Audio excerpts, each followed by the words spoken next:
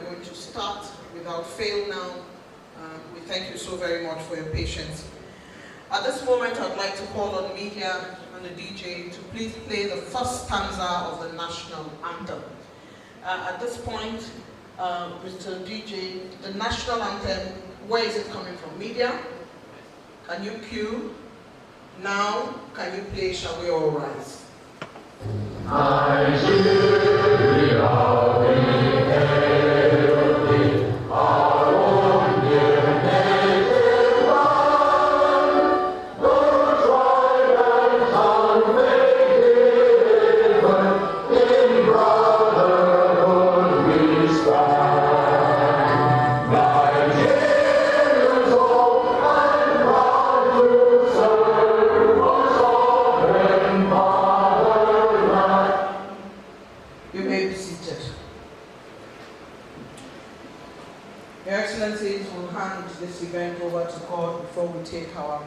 Protocols, and so I would invite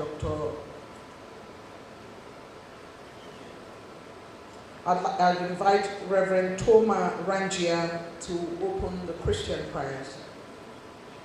Reverend Toma, please. Thank you.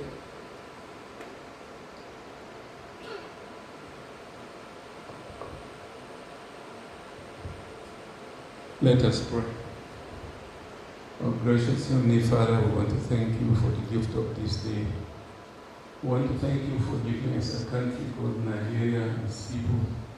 We want to pray for our leaders that you restore peace to this country. We are gathered here to celebrate your faithfulness in the life of Dr. Abumbi and his family, his work, and the divine gift you have given him touched many lives.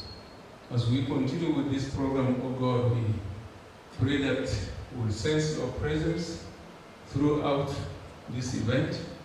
We want to thank you for all the planners, those who have made this day a reality.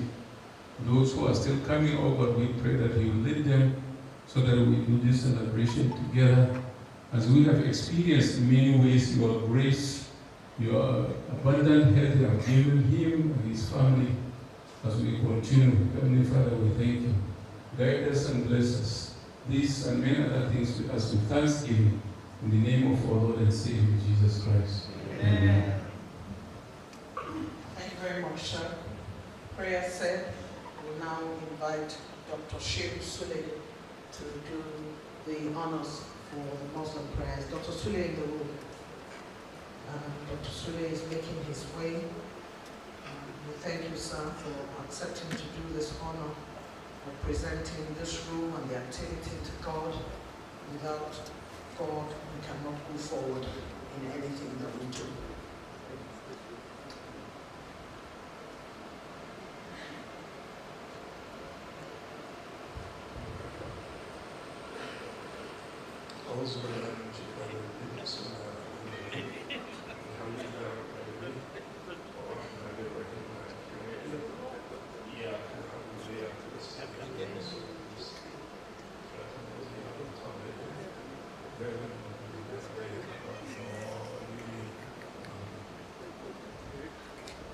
Thank you very much.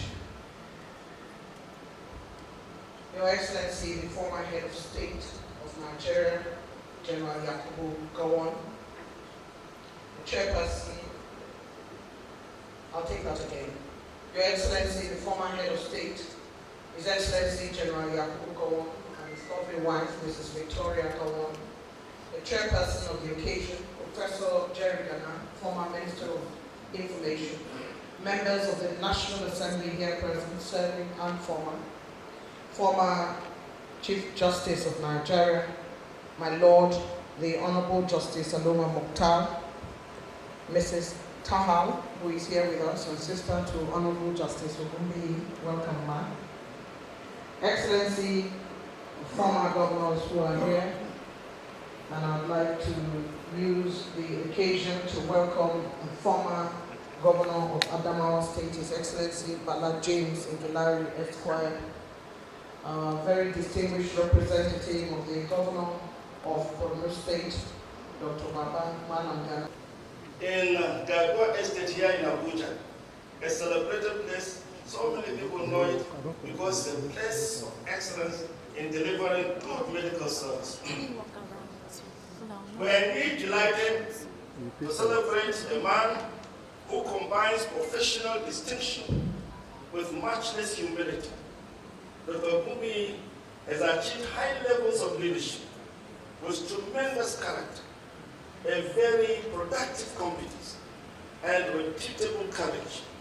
And therefore, he combines character, competence, and courage. Truly, you are here to celebrate a man worthy of being celebrated. Dr. Ogumbi has left a record of excellence, and that is why I feel tremendously honored that there is a wonderful book that has been written in his honor. And I'm not surprised that that book, the biography, is very appropriately titled Ripples of Grace.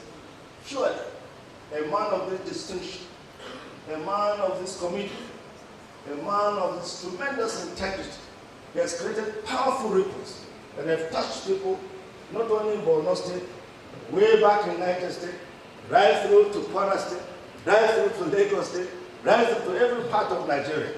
Dr. Ogumbi has been a wonderful, wonderful person.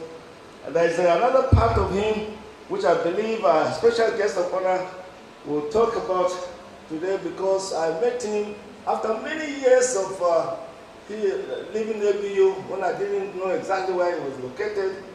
He, the chairman of a wonderful foundation, raising money to train pastors. And they gathered me through General Dawn on the spot to really preside over the funds gathering. And I think the good Lord helped me, because I don't know how to gather money. I know how to talk. But I don't know how to gather money. But that day, the good Lord helped me. The people responded so well. And so when I asked, I said, why are you coming to ask me to church? He said, that day you did very well. I said, I hope today you will do very well. But fortunately, when I looked, the person that is really in charge of ushering the whole event is somebody who has been very well trained.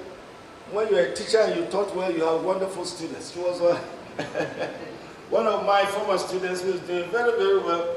So I have no problem at that point. When we come to gather money, I'll hide behind the masters of the ceremony so that we'll do very well. But if you are not forthcoming, I shall come forward and mobilize and dedicate and direct and encourage and thank you very, very much. So the ripples of grace. Your Excellencies, distinguished guests, ladies and gentlemen, I understand that many years ago, Dr. Ogumbi established the now famous Nokowa Hospital in Maiduguri, which is still very, very vibrant place. The home of wonderful medical service. Nokowa for everybody, for all, reflects the philosophy of life and service of this wonderful celebrant. For him, people matter more than things. Life is precious. Dignity is necessary. He therefore relates with people and treats humanity with tremendous respect. And so he named that hospital Nokowa.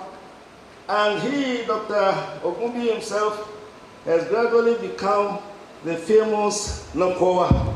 So on this day, as chairman of this birthday ceremony, let me also transform into a naming ceremony.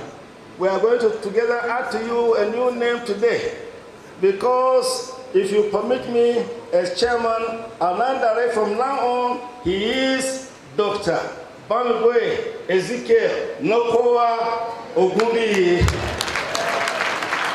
Can I hear you? Nokowa Ogumbi, can I hear you? Please, dear friends, can I hear you? Put your hands together for Nokowa. Can I hear you repeat Nokowa? Nokowa. Thank you very much. God bless you. Thank you very much for your attention.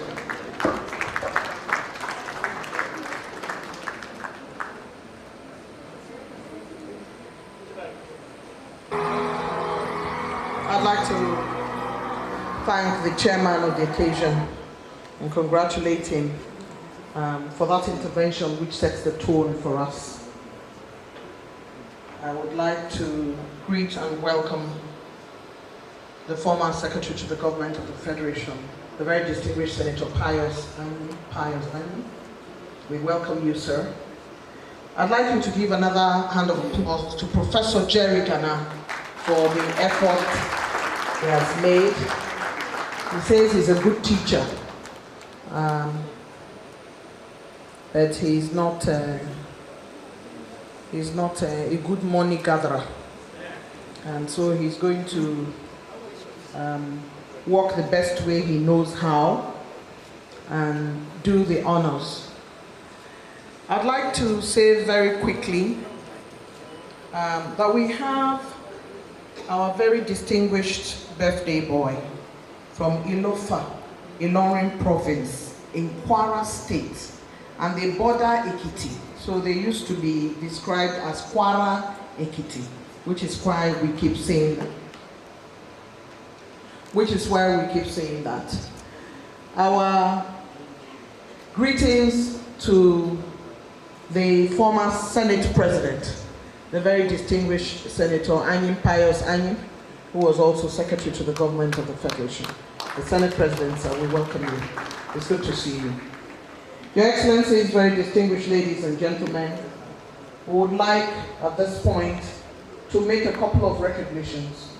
And those recognitions that we are going to make would be to start with Daddy's family, in no particular order. The Odofin of Ilofa, Odofin Moses Sunday Oni, we welcome you, sir. We are so grateful for your presence. We thank you. Continue. Moses Ayo Ugumbi, we welcome you. We welcome Reverend Olumide Ugumbi. We welcome Dupe Ugumbi, Kola Ugumbi, Bolare Ugumbi, Femi Oni, Prince Shegun Oyewole, Prince Ibrahim, Mr. Olubomi Ogunride, Prince Olegada, Chief Mohammed Ibrahim, Chief Mrs. Iedofin Ilofa, Head of Women Folk Ilofa, Akinyo Egabu, Chief Elegbe Kola Wole, Chief Yemi Owolabi, Ms. Lola Aro, and Ganiyu Nawal. We welcome you and we thank you for being here for the celebration of this really bespoke 80th birthday. Alhaji Jamil Abiola, the Shetima Rashid of Borno, Senior Special Assistant to the President on Linguistics and Foreign Matters. We welcome you, sir. Please show by your hand, let's see you. Thank you so much. We appreciate your presence. Esteemed guests, distinguished ladies and gentlemen, President Goodluck Jonathan is in the house. He's represented today by the very distinguished Senator Pius Anyi. Welcome you, sir. Thank you for coming.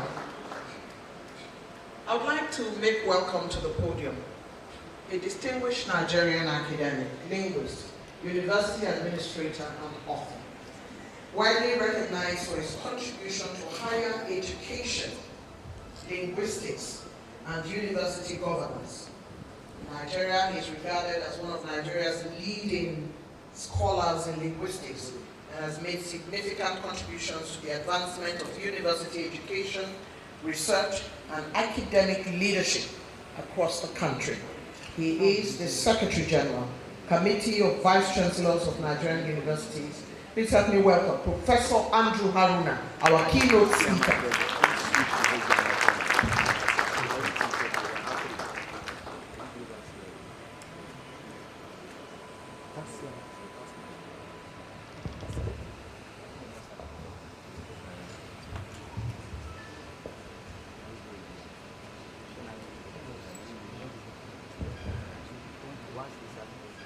Let me stand on the existing protocols, because as a teacher, I am not so good at that.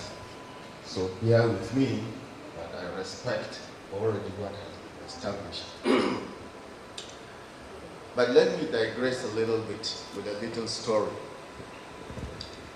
I'm so delighted that I am again, this is not the first time, but with our daddy, General Gawan. He influenced my life in many ways. When I was in primary school in Gar on the way to Yankari, my village is just on the way to Yankari, whenever he was going for his executive meeting as a president, he would stop.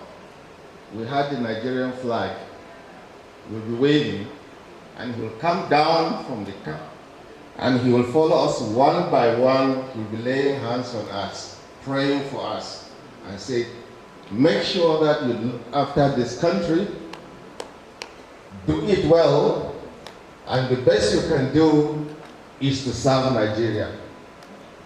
And that has influenced me. The reason, thank you. And I always say one day I would like to grow and be like General Gawan. But I had never loved being in the army.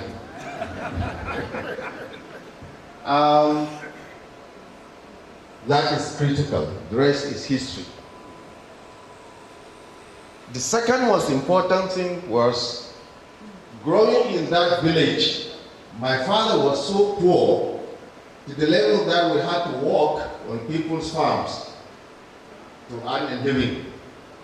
So I grew up aching on people's farms because my mother never went to school and she has never known where I was studying. I found myself in Borno State, Maiduguri, 11th of January 1971. Now we are connected with Daddy Ogundi in this respect. Finished secondary school, 76. Bauchi State was created. Now I was moved from Borno to Bauchi, unfortunately, but it was for development. But I couldn't return to Bauchi State because I didn't have money. I don't know what to do. So I became a shoe shiner in front of the post office in Maiduguri. Because all what I wanted to was to study. Because General Gawan had already prayed for us and said, look after Nigeria. And I really don't want to disappoint him, but I could never know when to meet him. So as a shoe shine boy, I raised some money and went back to school. The point of the shoe shining thing was, I cleaned the shoe of one lady one day, one Hajia, and she gave me some few coins. And I returned the change to her in the evening before going home. And she said, why did you bring these coins back? I said, well, my mother told me that to steal, it is better to beg. So that's how I returned the coins. So she said, do you want to work? I said, yes. Why? Then why are you not working? I said, well, I don't have anybody to help me. So that day, the following day, she asked me to come. I came back thinking I would clean more shoes. But then she employed me in the post office. I became a postman. The rest is history. Why am I giving you this story? I'm standing before you here because I'm going to talk about education. As a shoe shine boy, cleaning shoes, today when I move around Abuja, the only difference between Andrew Haruna and what you call the Bola boys is just because I went to school. Nothing more. And if we waste the brain of a Nigerian child, we don't know what we're doing. I could have ended up somewhere else. But by the grace of God, as a shoe shine boy, I'm here. Can you put the slide please on? So I don't know anything but education. I grew up through Durant. I was privileged to teach in many countries abroad. And again, I kept remembering the voice of the general. So I returned home. On returning home, now I found myself in the university. I have been privileged to be a professor, to be a former vice chancellor, to be a pro-chancellor of a university, to be the secretary general of the committee of vice chancellors managing the 312 universities, secretary of the pro-chancellors of the federal universities. So I don't know anything but university. So bear with me if you see a lot of informality in me, because I still have that shoe shine mentality in me. But at the end of the day, if you have your shoes, I will clean them for you. Let me start. The topic of my lecture is the educational dilemma of the North and the challenges of regional integration. I will just scan through. I will leave the slides to whoever wants to have it. I will simply give you an outline of the lecture because of the timing. And I must leave here at 12:30 because I'm giving a convocation lecture in Osun State tomorrow. So bear with me. When I move out after the lecture, I don't mean to be impolite. Thank you. I start with a poem written in 1957 by Sa'adu Zungu. And he was speaking about northern Nigeria at the time. 1957. This is what he said. I will say it in Hausa, read it in Hausa, and translate it in English. In za ka faɗi faɗi gaskiya, now as a teacher, komai ta ka ja maka ka biya, mu dai haƙƙi mu gaya muku, ko ku karɓa ko ku yi dariya. Dariyar ku ta zama kuka gaba. Da nadamar mai kin gaskiya, ilimi hikima, da nadamar mai kin gaskiya, ilimi hikima addini duka. Da dabarun sarrafa duniya muka lalata muka argaza, gashi yau ana mana dariya. Arewa zumunta ta mutu, sai nishadi sai sharholiya, sai alfahari da yawan kufa, girman kai sai kwambon tsiya. Matukar yaranmu suna bara, Allah ya baku mu samu abin miya, suna yafe da fatar bunsuru, babu shakka sai mun sha wuya. I translate. When you speak, speak the truth. Whatever the consequences, it is worthwhile. Our responsibility as teachers is to inform you the truth. You either accept it or you laugh it off. Your laughter will turn into sorrow in the future, a kind of regret by one who rejects the truth. Arewa, the North, knowledge, wisdom, and religion, all, and the skills to manipulate the world will despoil and scatter them. Today we have become a laughing stock. Fraternal attitude is dead in the North. Nothing remains but useless merrymaking, pomposity and covetousness, pride and ostentation. So long as our boys go begging, may Allah give you so that we get from you to buy soup covered with goat's skin, undoubtedly we shall suffer. You see, I said, speaking about educational dilemma of the North and challenges of governance in the North. 2 paragraphs. Fraternal love is dead in the North. As far back as 1957, what do we see today? The North is called the Wild, Wild North. Wild, Wild North. And this is a poem written as far back as 1957. And again, he said, as long as our boys go begging on the streets, undoubtedly we shall suffer. You see, I was a shoe shiner. I know what it means to live rough. No matter how terrible Nigeria treats me today, my life, unless I'm sick in the hospital, my life will not be better than, worse than what I grew up from. And because of that, I have dedicated my life just to give to Nigeria. And it pains me when I see what is happening. As far back 1957, the founding fathers did not believe that today we'll have a boy of 5 years old moving on the streets. I grew up not seeing that. But today, this is what is happening. Our children are moving like bees. And no wonder he said, nothing remains in us than pomposity and covetousness. I just returned from Benin yesterday. My friend, a professor, looked at me and said, Andrew, what is happening with you people in the north? I said, what do you mean? He said, you people, you give birth to children and put them on the street and allow other people to feed them for you. My professorship just went, pfft. I felt ashamed. But this is the reality. I'm sorry, you may not like what I'm saying, but I'm speaking the truth. The facts, the data are there. Now, I know we had a problem. I'm moving to historical reconciliation of Western style education with religious beliefs. I know we have this challenge. The maps are there, but Western education has nothing to do with religion.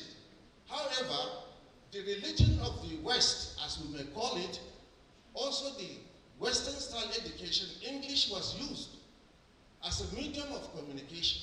But also the same subject matter could be used, could be taught in another language. But you see, we feared it in the north because we also saw that there was a kind of linguistic acculturation. So we must understand some of this background. Let me just go through the topics and I will leave it at that because of my time. I have given the historical background, how English came into colonial Nigeria, the British colonial rule in northern Nigeria, the Western style education in northern Nigeria, and the reaction of the northern emirs. For a long time, the north resisted the Western style education, not because of the education, but first, you see, we use Hausa in Arabic, in Ajami, to teach our own children. Now, Lugard, when the amalgamation came, English was used as the official language. And in the South, English has been used for over 50 years. And workers now must move up to the North. So there was a general fear of being swamped by people out from the North. So I understand the fear. However, the English language being the colonial language, it will replace Arabic, which is the Ajami we are using. So because of that, the northern areas rejected or opposed it. But over time, when the rivalry between the south and the north was becoming more evident, the areas also had to meet and say, let English be used in our schools in the north, or else we will be left behind. So I want to make it clear here, language is not knowledge. English is a second language. If English is knowledge, I wouldn't have taught in more than 15 universities abroad. So we've got to understand that one also. So Arabic is also a language, and there is power and economic value for some of these things. Now I also talk of attitude of the policy planners, the challenges we have. Then we came to the military time, when states were created. The creation of the states actually broke the power of the regional governments. And now we started to have issues. I have made remarks on that. Then I gave the linguistics situation of the North for us to understand.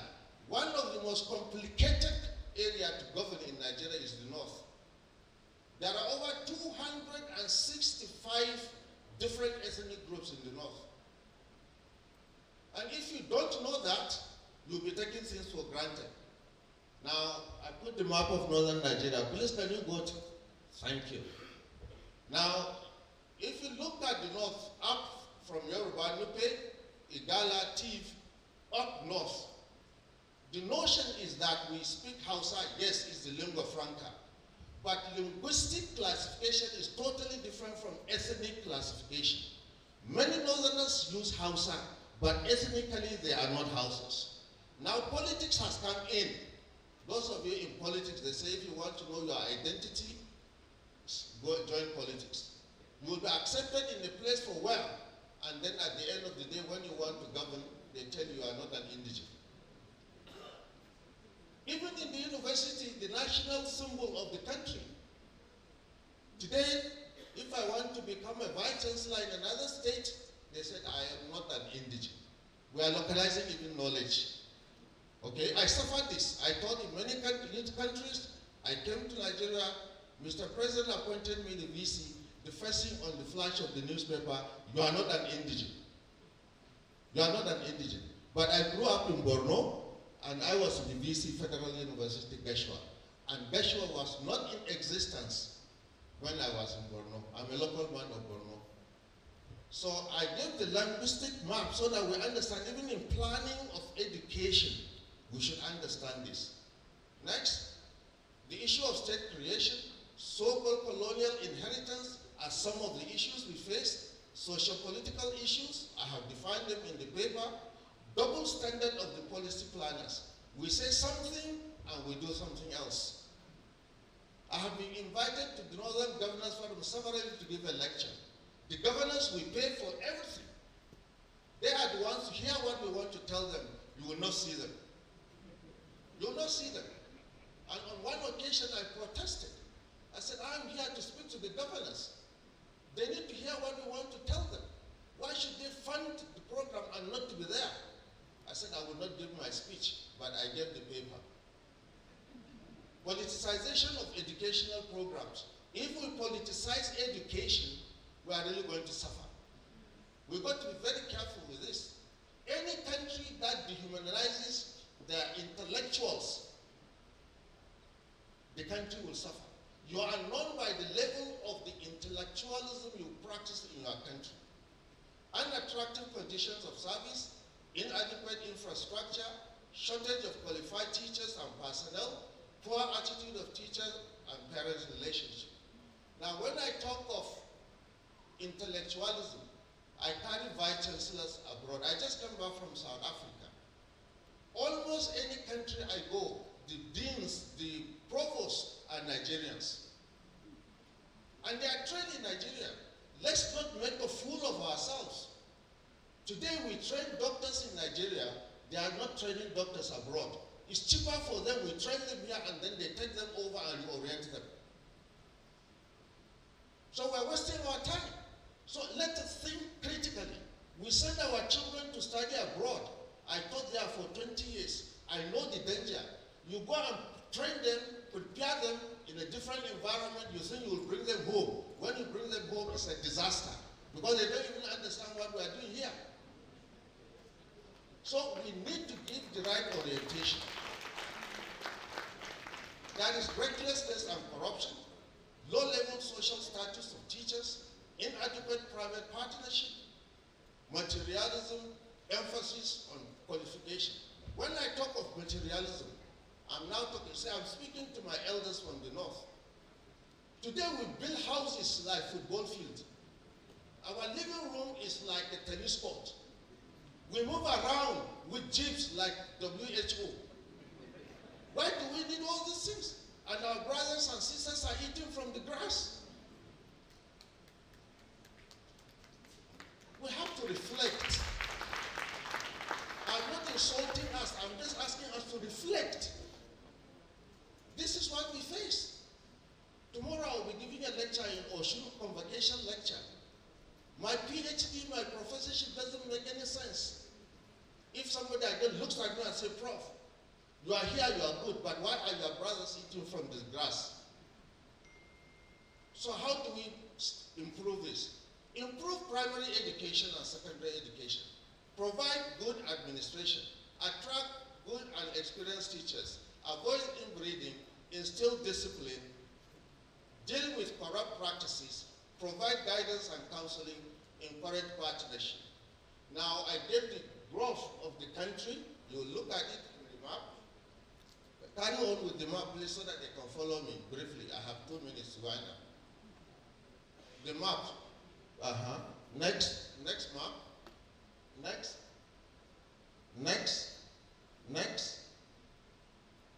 Now, state creation, I mentioned it. Next.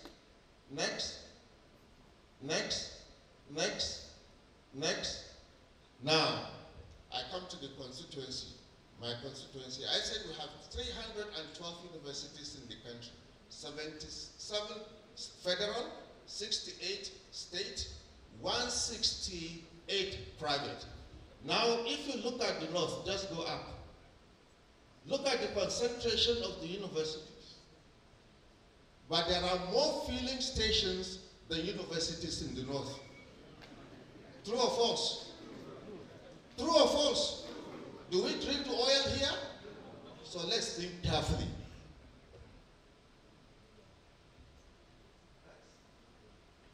Yeah, this is just the statistics for you. Next, I have already alluded to this. The environment we live in, I had already alluded to it. They call us wild, wild north. How can we develop with this kind of thing? I spoke to someone when I was to give a lecture somewhere on similar topics, and he looked at me in the face and said, Andrew, if you want me to look after, to keep northern Nigeria warm, I will do it. But how could it be somebody will just eat food and wake up in the morning and take a knife and kill me or destroy my property, and you still want me to call him my brother or sister? And these are people from the same religion, the same ethnic group, the same substrata culture, and we are killing each other. What are we going to benefit from it? So we should not waste our human resources. But if our people are educated, are enlightened, they will not do it. Next slide. I will soon wind up. Good. Next. Now, next. Good. Now, if you look at it, today what you find across the region is Bendeli, Hira, where young men sit down and talk about beautiful girls whom they couldn't even marry them because they have no future ambition. If you go to Borno, they will say Ekomo. You go to Bauchi, they say Sarasuka. You go to Adamawa, they say Enchinku or Emba Kuskure, Enkalari. You go to Kano, they will say Endaba. Where are these young men coming from? I want to stop at this. The rest is in the lecture. I just try to highlight the issues. The intention is just to whet our appetite to see the time bomb we are. And if we think education is not good, it's not for pride. My only pride is I'm a shoe shiner. All these titles, professor, provost, VC, it doesn't make sense. It doesn't make much sense. But if education is important, then you can see that a child who was collecting bottles by the roadside could rise up and become anything. I want to thank the general for laying hands on me to pray for me. And I promise you, sir, as long as I live, I will maintain and carry on the legacy you have taught in us. Thank you very much.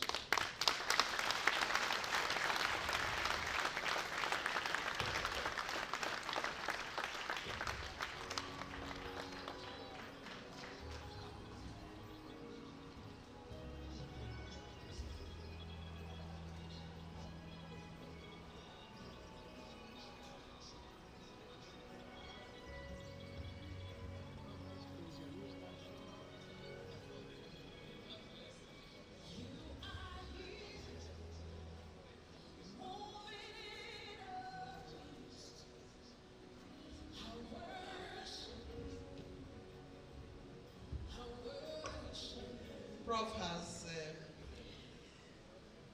so been carried away with the keynote topics that he went away with my microphone. So I had to go after him to collect my microphone. Okay. Our book review, our keynote speaker has looked at Northern Nigeria and education. He has a convocation lecture to deliver. We would like to thank our book reviewer, our keynote speaker. Let's give him another round of applause as he departs.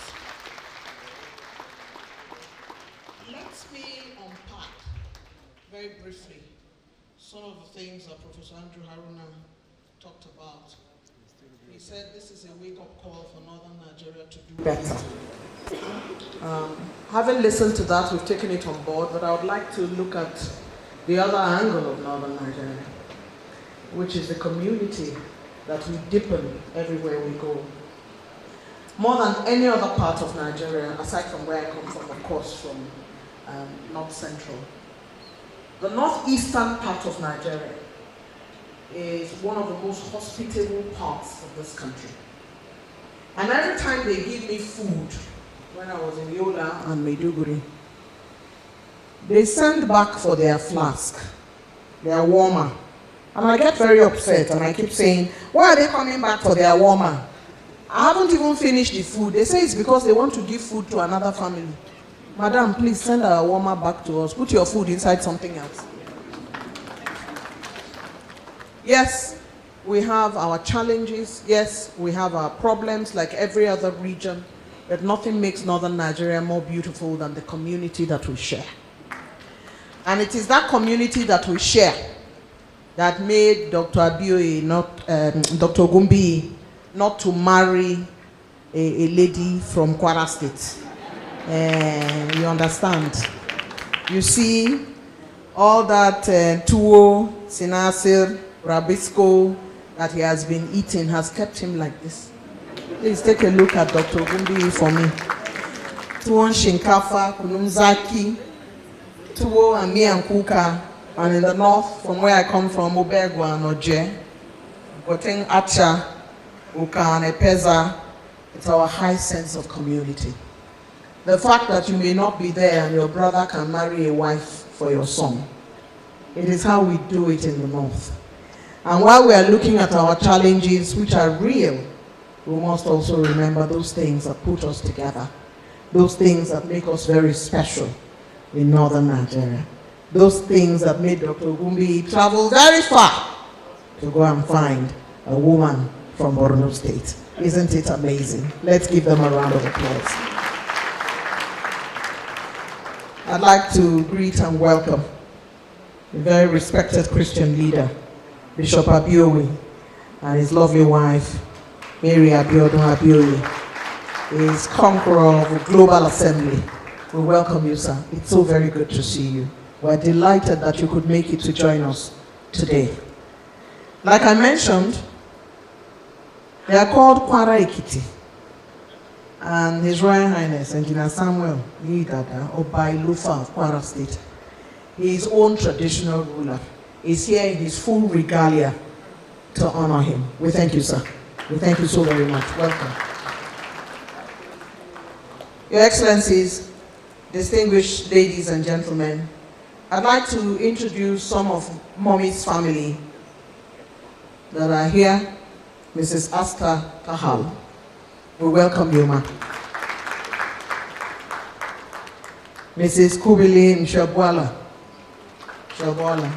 There she is. Mr. and Mrs. Husseini Shalangwa. Mr. Daladi Shalangwa. Honorable Katamaina Majilawan. Dr. Adzira Tahal. Mrs. Kanatu Manshop. Miss Paulina Gadzama. Mrs. Christy Woji. Let me also use the opportunity to greet and welcome my very, very big sister. And when you heard People's Bank many years ago, she was the premier managing director, the first managing director of People's Bank, Haja Hamraiman. We're so delighted to see you. Welcome. May I use this opportunity to talk about Dr. Ogumbi and his lovely wife, my Lord Honorable Justice Ogumbi's children. Bumi Ogumbi and Dr. Samuel and Dr. Folashade Ogumbi, spouse. Tinure Ogumbi, Funke Ogumbi, Toby and Paida Ogumbi, spouse. I'd like to let you know that I encountered one of them, and the humility of Dr. Ogumbi is showing all over his children. Very polite, very warm, very proper. When you have a man and a woman who understand that God is the most important thing in your life, their children will turn out like that. It's wonderful to see. Your Excellency, former head of state, sir, and your lovely wife, Mrs. Victoria Gawan. Your Excellency, Dr. Goodluck Jonathan, represented here by the very distinguished Excellency, former President of the Senate, Anyim Pius Anyim, distinguished Chairman of the occasion, distinguished ladies and gentlemen. Permit me at this point to invite to the podium Professor Samuel Sunday Adefila, a distinguished Nigerian chemical engineer, academic, and former president of the Nigerian Society of Chemical Engineers. He served as Dean of the Faculty of Engineering and head of the Chemical Engineering Department at Ahmadu Bello University, Zaria. His research has attracted hundreds of citations and has contributed significantly to the advancement of chemical engineering in Nigeria and beyond. Prof, sir, give me 1 second. We are celebrating you for coming to do this book review for us. But I would like to thank you, Prof. Please, you may clap. Look at all those qualifications. The reason I asked him to sit down is I've read the book. And, you know, he's coming to tell us about the book. But I want to tell you what I saw inside the book, very small, that on the day that Dr. Ogumbi was born, it was raining in the morning. Professor Adefila, it's now your turn to give the book review.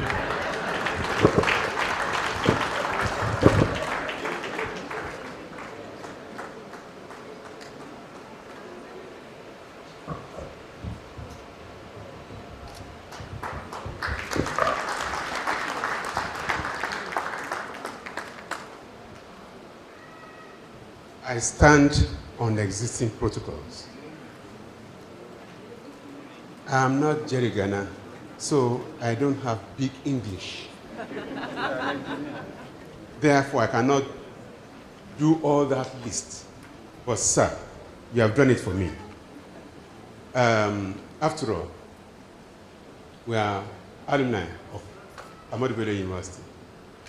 As we were leaving, I was coming. But that was not how I knew you. I knew you when you used to come for field work. You remember in those days, in FCS, you come and talk to us. Thank you very much.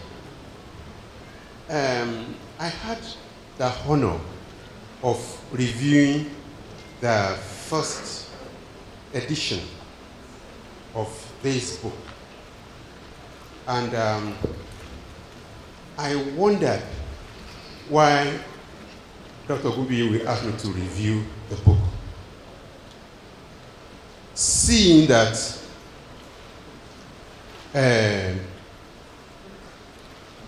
our Papa had written the foreword of the first book and the second one.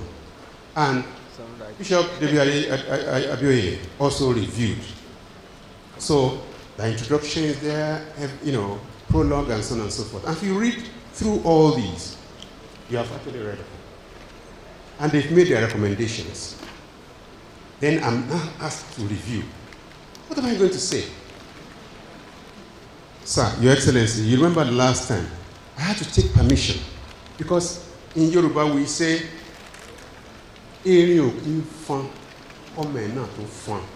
that is an elephant, the king of the forest, goes and announces himself. Then the child elephant comes to announce. No. What is he going to say? But sir, I asked permission that, can I say something, sir? And you permitted me then. Thank you, sir. I was initially told that you may not be here. So when I'm reading through some of the things which I'm going to read now, I said somewhere, and I may not be able to skip it, that even though I took permission from you last time, you are not here now, that I still retain that permission. Thank you, sir. Story. Thank you, sir. Thank you, Mas. That was how we were brought up. Children, those who were here 5 years ago during his 75th birthday, we said that children are first of all introduced to colors, shapes, And the next thing is story. And the stories, they may look like stories, but they are actually teachings. Because stories are normally didactic. That is, they have the stories is about what and significances. So, the story which Dr. Ogunbiyi has written here with Barrister Owa, they look like stories, but they are actually lessons to be learned. Lessons for the youth, lessons for the middle-aged, lessons for the elders of different types. So let me just read through, After children are taught names, colors, and shapes, the next thing is story upon story, and this continues throughout life, making it virtually a core subject in life. So we have stories about persons, and other subjects like mathematics, science, businesses. The keynote speaker did say some things which, perhaps I will touch upon now. When stories about persons become so popular, we name it religion. Is that not it? When you allow somebody else's story overshadow your own, it becomes your superior, Lord, or even God. I'm going to challenge everybody here that have not written something like this. Should start writing now. I know that my Baba has written, so that's a good challenge. I know that Professor Jerry Kana has written so many books. So, the story before us today is an update to that of Dr. Ezekiel Bangoye Alabi Ogunbiyi, nuclear and extended families. And this relates to spaces and people he has come across.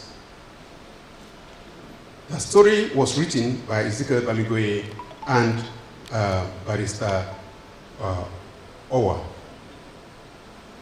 When I was told that I would review this update, I considered it a very wonderful opportunity, a wonderful honor, considering that I was the reviewer of the first book. This book, you will see that later on, I will not call it book anymore. I will give it a name. Let's just continue. This book review serves my third major event of their journey in life in which I would be involved. The first was I proposed a toast to their wedding in 1972. On that occasion, I publicly told a story which they told me about their courtship, but I will not tell it here. But when you look at the book, you already see some of the things which I was going to tell you. I will not repeat them here. When I received and browsed through this second edition, as usual, I read through the acknowledgements which I've talked about, and I saw that everything has been talked about. I'm doing this so that I saw that Madam Eugenia, she gave to Dave a small note to this man here. By the time he'll be giving that note, I would have actually virtually covered everything that I want to say. I cannot read through everything, but I'll be talking about what I have, ahead. So, what I have here, I've already said it.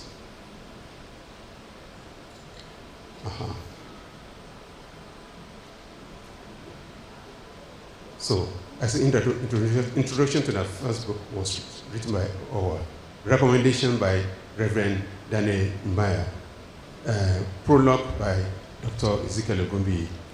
These portions coincidentally summarize this book. So in case, if you don't have time to read through the whole book, just read through the preface, the preface, the forward, the introduction, the recommendation, and prologue, and you've covered everything. And you can do that in 30 minutes. So, this book now, referring to point 1, I sought permission from our daddy initially. So, I'm not going to take further permission. He has even been given the permission anyway. Bishop Abioye, he has also written part of the preface, and there he quoted Bibles. I don't have Bible to quote. So, how are you going to believe me when I'm not, somebody has quoted Bibles, and I'm not quoting Bible here? So, Bishop Abioye, please, permit me to talk after you have talked. So after this clearance now, it has already been noted implicitly that stories are about something or a place. And since a thing must exist in a space, by extension, a space hosts something. The story of a man in his space and his development is defined as history. That's what they call history. Matter within its environment is physics. These are the only 2 subjects in life. History, man in his environment, and how his environment impacts on him and how he impacts on the environment. Then, physics, which was being taught in English, and people thought it was something else. It is all about a particle in a particular space. For those of us who did some history, whether you do history, chemistry, biology, you are still talking about the extension of physics. All the things we see around us are actually extension of physics. It has been noted before that this book is didactic. Furthermore, oh, sorry, did I go back? No. Sorry. All right.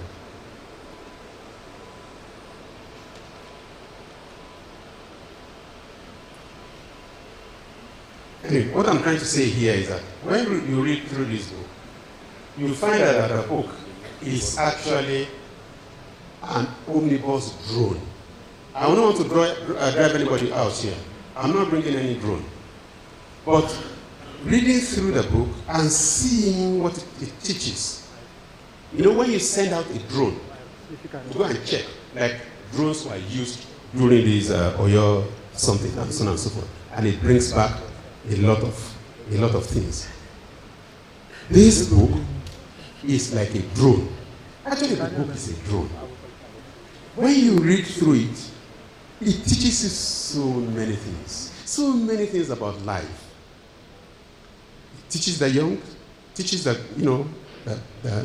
middle age, and so on and so forth.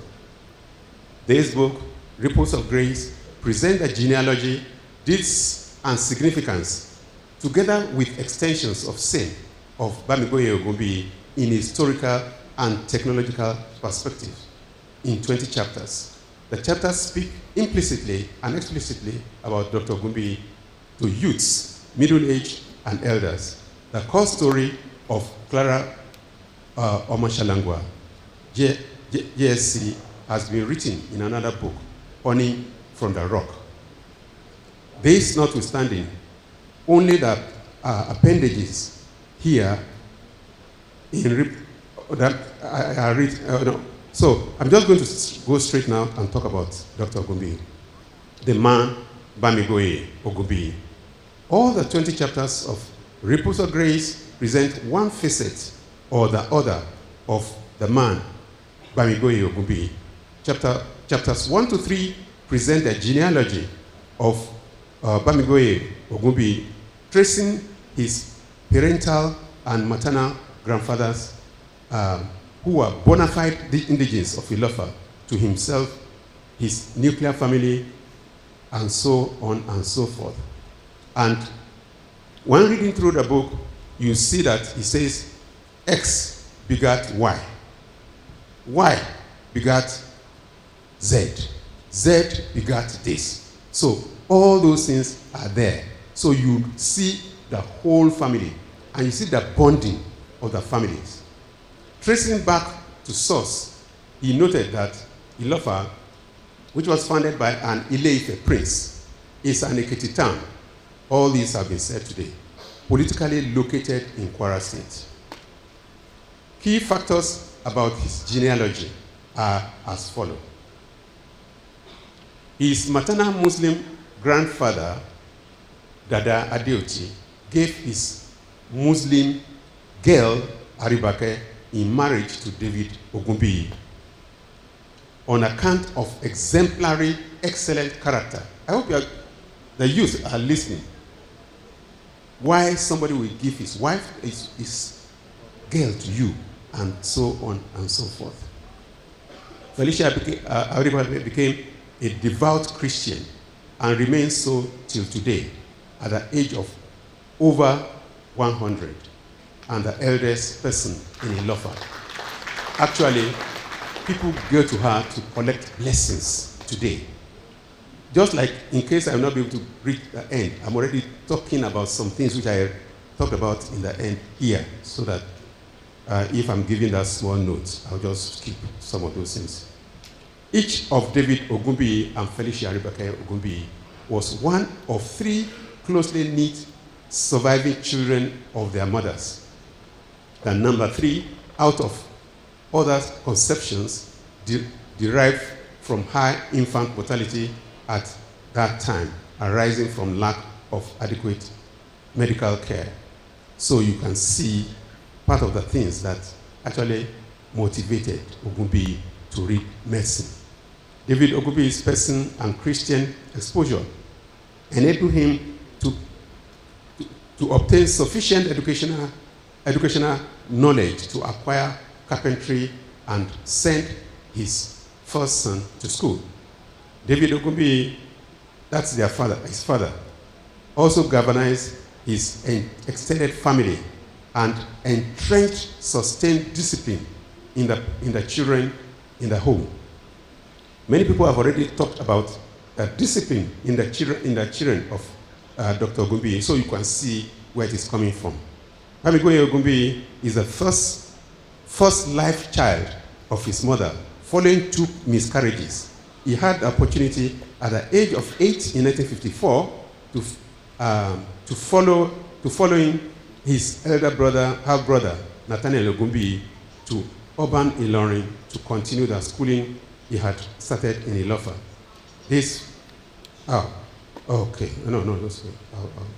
Don't worry. This followed his brother's graduation as a junior pharmacist. So he already followed his senior brother, who just graduated as a junior pharmacist, to Ilorin.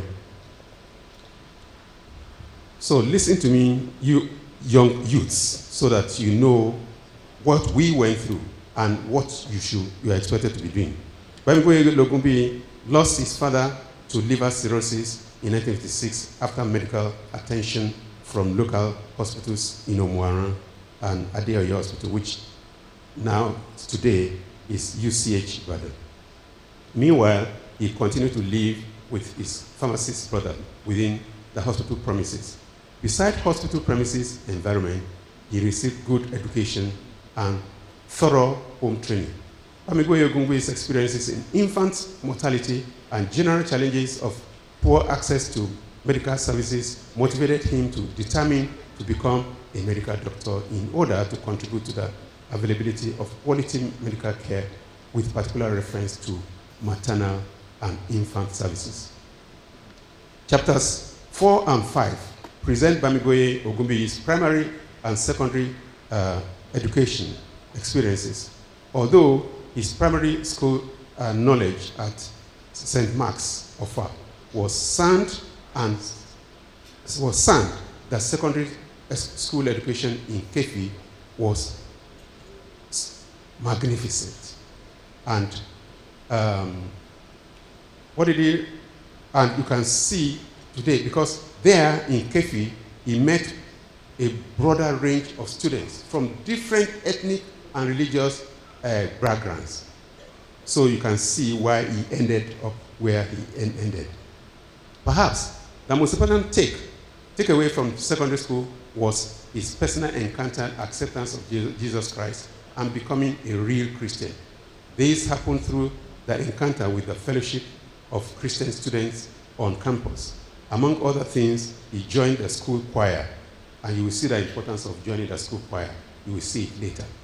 What led him to meet his partner later on, which enhanced his level of discipline and apparently established a platform for his future partner, life partner. Ultimately, Bamigboye Ogunbiyi successfully completed his ordinary and higher school education in Kefi. So, chapter 7 covers his medical training in ABU. I'll just perhaps start summarizing from now before I'm driven out. I've already been given 5 minutes. I'll be giving 2 minutes later on. So, his medical education, according to him, the traumatic as a part of it was the preclinicals. But after the preclinicals, when they went, for the clinicals, things were, much easier. Chapter 8 presents the matrimonial story. His children, his Christian character, inter-ethnic barrier rupture, which happened in Kefi.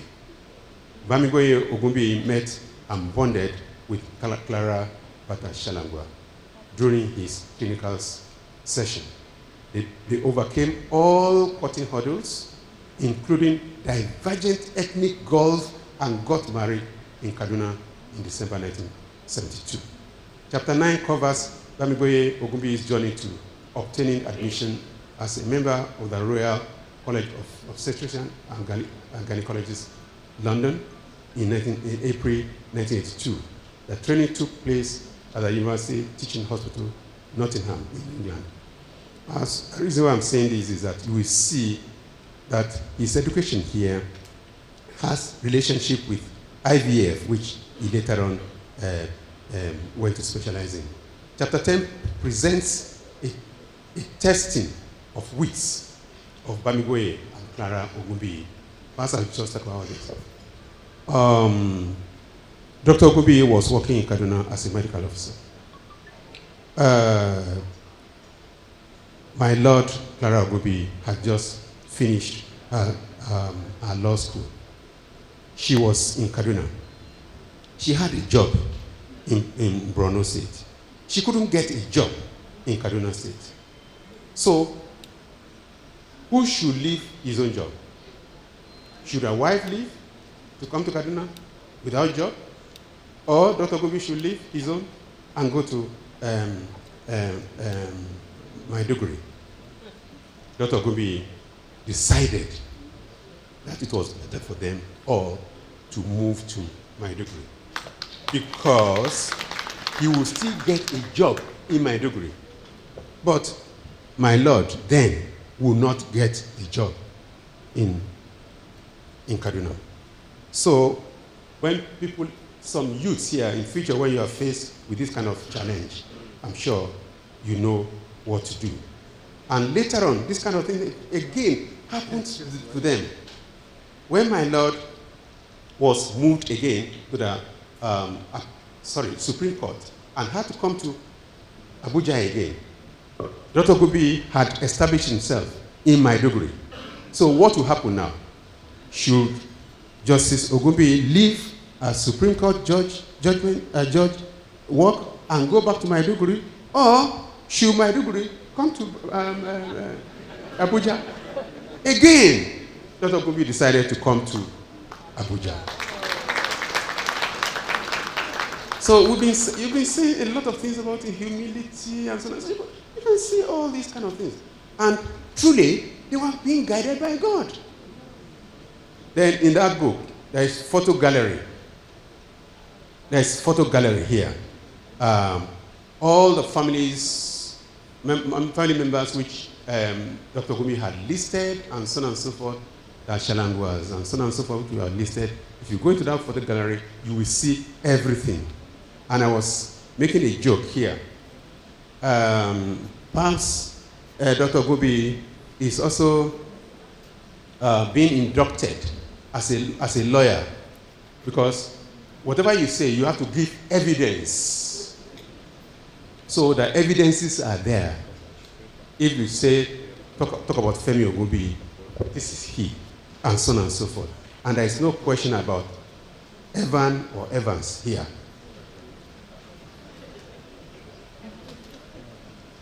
Chapter 11 dwells on Bamigwe's better half, Justice Clara Ogunbiyi, JSC, their children, the source of the better half, a description of Clara and the preparatory path of Bamigwe show that the two were prepared as complements, albeit in different spaces, deep Christian convictions with the corresponding fruits led by humility. Indeed, they were prepared to match. So we have been told already that they have 5 children, and these 5 children are properly trained. All of them have 1st degree, 2nd degree, 3rd degree, 4th degree, all kinds of degrees that you may imagine. Thank you, sir. Chapter 12 presents Bamigwe's faith, professional and social affiliations. His deep Christian devotion made him to serve in a formal church, EYN. But at the same time, you will see that 2 minutes? Two. And so on and so forth.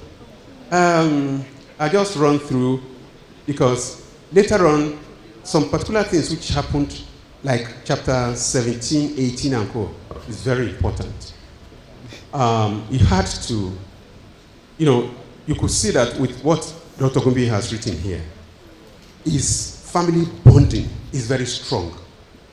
And they seized the opportunity of their 50th birthday anniversary to go to Seychelles to institutionalize the Bamigwe Ogunbiyi family. That's what I see there. We went to institutionalize that. All of them were there. In fact, Toby had to travel for about 4 days before he got there. Just so, all of us should make sure that we hold our families strong. They are institutionalized families. They think in the same way. And you will find out that some of the children are already working with him now in his own hospital. And those that are not working with him have already also established their own private jobs. So the entrepreneurship which is running in him, is also running in the children. And if I can say, even my Lord too is holding a non-stipendiary job. I think non-stipendiary job. I know where I'm saying that in Tolbert something. Then, some other things which he has written here is that he talked about medical education or medical health care in Nigeria. Definitely, I'm sure it's not only him that is not satisfied. Many of us are worried about that. Even doctors that are trained here, somebody has already mentioned it, that are trained here, that really would have wanted to give their best to this country, cannot stay because they lack the social or the welfare package that will help them even to be able to live. So how do I expect them to? So I want to believe that those of us who are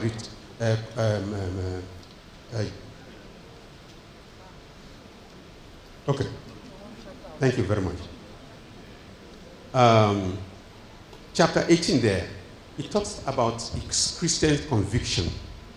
There was a time he was in Canada, and he had to take part in a Christian pastoral something which Professor Jerry Kada already mentioned. He was supposed to. He thought he left Canada to arrive in Abuja, but his journey took him 4 days. But albeit, he still was able to make it. And he particularly mentioned what Professor Jerry Banda mentioned today. I didn't understand it enough. That there were some challenges of fundraising. And I can see how God used Professor Jerry Ghana, but he wouldn't agree that it was him that did it, that they were able to get that through. Then the last chapters talked about some challenges he had faced before, and last. Let me just read through the last sentence here. I missed saying that because of his relationship with children, with people, today he is known as Baba, and Mama is known as Mama. So if you go around to the hospital, you see people talking about Baba, Baba, Baba. But if you see that Baba, if you see the way Baba is walking around the hospital, it's not a Baba. He walks around like a baby. So it is heartwarming that God, in His infinite mercy, wisdom, and grace, has prolonged the life of Baba's mother. She is still alive, healthy, and of sound mind, through which she blesses many frequent visitors. Thank you very much. Thank you very much, Professor Adefila, and I apologize. My job is like that of a headmaster from time to time. So I have to get the job done. We have to watch our time. Professor Adefila has done an incredible job of the book review, Ripples of Grace. Please, let's give him another round of applause. Thank you, sir. There's no reason why you shouldn't buy the book now, because there are many sections of the book that Professor Adefila didn't talk about, but he handled the major parts of the book. Now you know that it's a book that you should pick up if you are about to set out into an inter-ethnic marriage. It's a book that you should pick up if you want to pursue your career, even though you are moving around. It's a book you should pick up if you want to bring up your children well. This is the book of the year. Please try and get yourself a copy. Thank you very much, sir. Thank you, Professor Adefila. We appreciate you. I'd like to recognize my brother, Reverend Professor John Kennedy Okpara, Pioneer Executive Secretary, Nigeria Christian Pilgrims Commission. He's also President and Chair of CSS Farms Limited. Even though I haven't had a produce yet, I will visit and get my produce. Reverend Kennedy Okpara, my brother, it's so good to see you. Welcome. Appreciate your presence. I'd like to greet and welcome Emeka Itiaba, SAN. We welcome you. Honorable Melinda Satmari Kudla, we welcome you as well.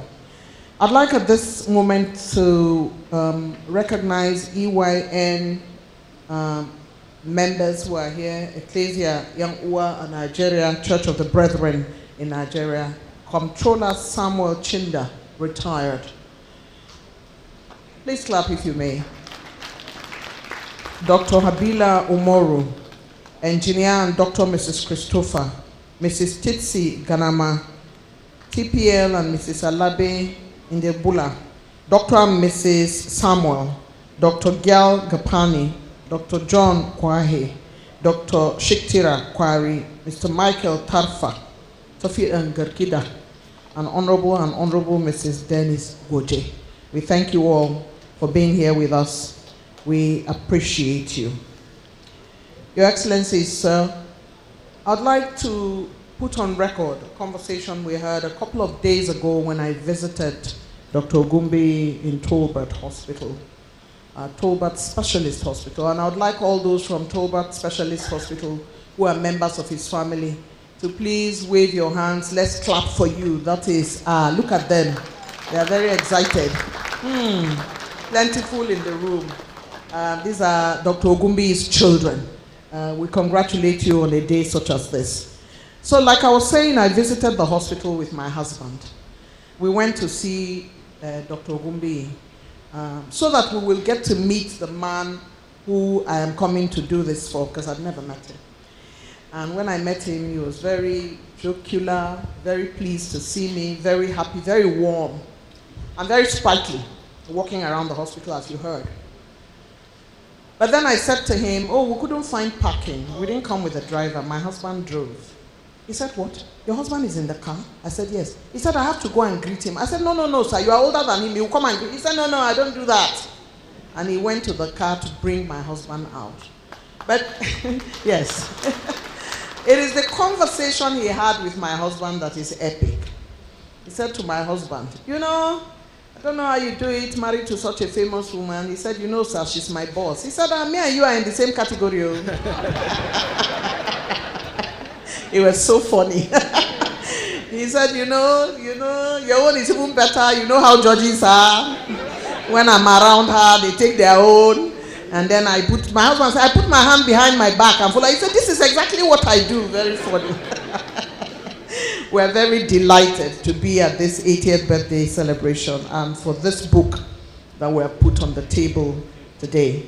Your Excellency, very distinguished ladies and gentlemen, we'll have a short 10 minutes moment, after which I'll seek the permission of His Excellency General Yakubu Gowon to begin the goodwill message. We'll take one, then we'll go back to the launch, then we'll begin to take the rest of them. I'd like to invite His Excellency, the former governor of Adamawa State, Bala James Ingilari Esquire, as the book presenter, to please come forward and set the ball rolling for 10 minutes. After that, I will take the first goodwill message with the permission of the former head of state, and then we'll return to the remaining goodwill messages. Please clap for him. To be chief presenter is not a small thing. Thank you, sir. Thank you, my sister Eugenia, and chairman of this special occasion, the erudite scholar and politician par excellence. Kindly permit me to stand on the existing protocol, but digress a little by recognizing a great man, a great leader that kept this country one, in the person of General Gowon, and of course, with his very beautiful wife. In 1969, General Gowon, I think, came to GSS Yola. I was then a kid in Form 3. You are looking very immaculate, slim, very handsome.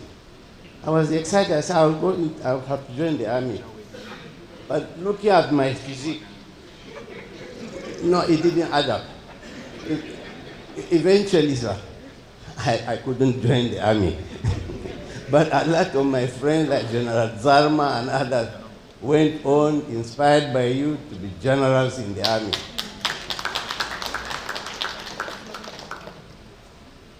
Permit me also to sincerely apologize to my Lord, former Chief Justice of Nigeria. When I came in, I just went on to our auntie, asked her, Paul Tahal greeted her. I didn't recognize you, my Lord, because while we are aging, you are growing younger and younger. So I said, after this apology, perhaps I will follow you and get to know what are your trade secrets. I'm sorry, ma, because I don't want you to send a word to the current Chief Justice and say I'm guilty of misconduct. So permit me, all distinguished invited, Nigerians and non-Nigerians alike, to stand before you. I consider it a very great privilege indeed. For want of what to say, I've asked myself since Dr. and Mrs. Ogumbi, Justice Ogumbi, asked me to be the presenter of this book. It is not because I have money, they know I don't have it. But down the line, when I discussed with my children, I was able to come to know the reason why. They drew my attention to the fact that there is one golden truth. Dr. Ogumbi had already presented 7 books to me and my family. And the 7 books he had presented to us and my 7 children. Dr. Ogumbi delivered 7 of my children, I have 7 in all. All of them were delivered in Nakowa Specialist Hospital in Maiduguri. The first of my children was delivered on 13 February 1990. A girl we named Japari, which in our language, the Margi language, means God builds. Today, by God's grace, she holds a PhD in software engineering from the University of Northwest Texas. I remember when you delivered her and put her on that small scale. I think you must have said a prayer while she was still in the waiting room. You must have blessed her. As my first child, that blessing still stands, and it has followed right through to my very last child, who is currently in the University of Birmingham. He will graduate in 2 years' time. But I had one who graduated just last month, courtesy of the initial blessing you gave them, sir. He graduated with first class in economics and finance. In fact, I should be going next week to attend his graduation ceremony. So from Japari, my first child, to Jafia, the last one, who was born in the year 2006, I will not forget that every time we came to our hospital, no matter the hour, you, our amiable Dr. Ogumbi, treated us like family, not patients. For 54 of your 80 years, God has used you. He used your hands to heal the sick, bring life into the world, and now to put wisdom into the pages of this book you have asked me to present.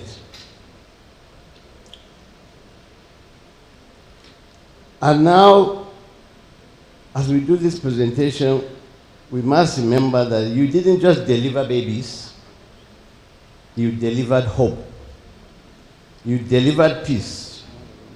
You delivered destinies. And my family is a living proof. This book, sir, is a reflection of the man that you are. A healer, a teacher, and a builder of people. As we present it to you and the rest of us today, we are saying, Doctor, your life is worth documenting. Your wisdom is profound. And my prayer is that it will outlive all of us. May this book bless as many hands that you are blessed. Before I round up, I would say doctors are supposed to be very busy people, and I know you are one. But this doctor that you are was so busy delivering my children, I think you should have given me a loyalty card. Because you have delivered 6, and you should have given me the 7th as free. But on a serious note, you treated each delivery as if it was the very first one. At 80, most people ought to be asking, where did I keep my eyeglasses? But not with our celebrant. He would always ask, where is my pen? I still have another chapter to write. Sir, you have spent lifetime delivering babies. Now you are delivering books. Clearly, God has not retired you yet. On behalf of my wife, Japari, Jeffia, and the rest of my 7 children, all put together, we say thank you. Thank you for your life. Thank you for your service. Thank you for 54 years out of 80 that you impacted in the life of many of us.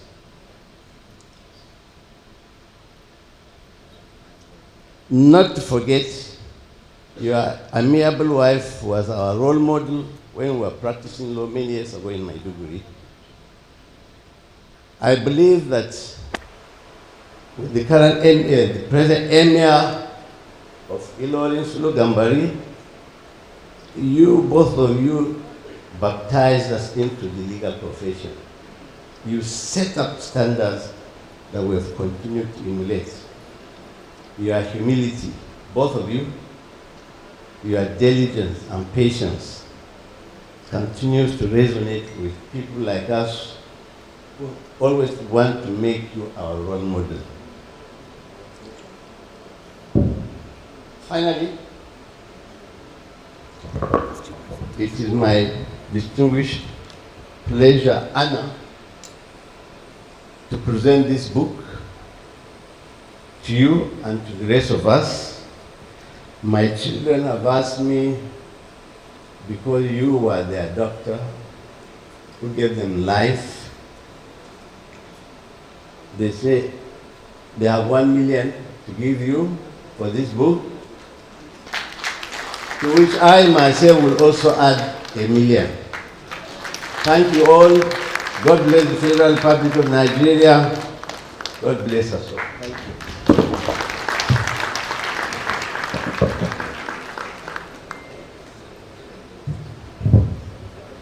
That's the book presentation.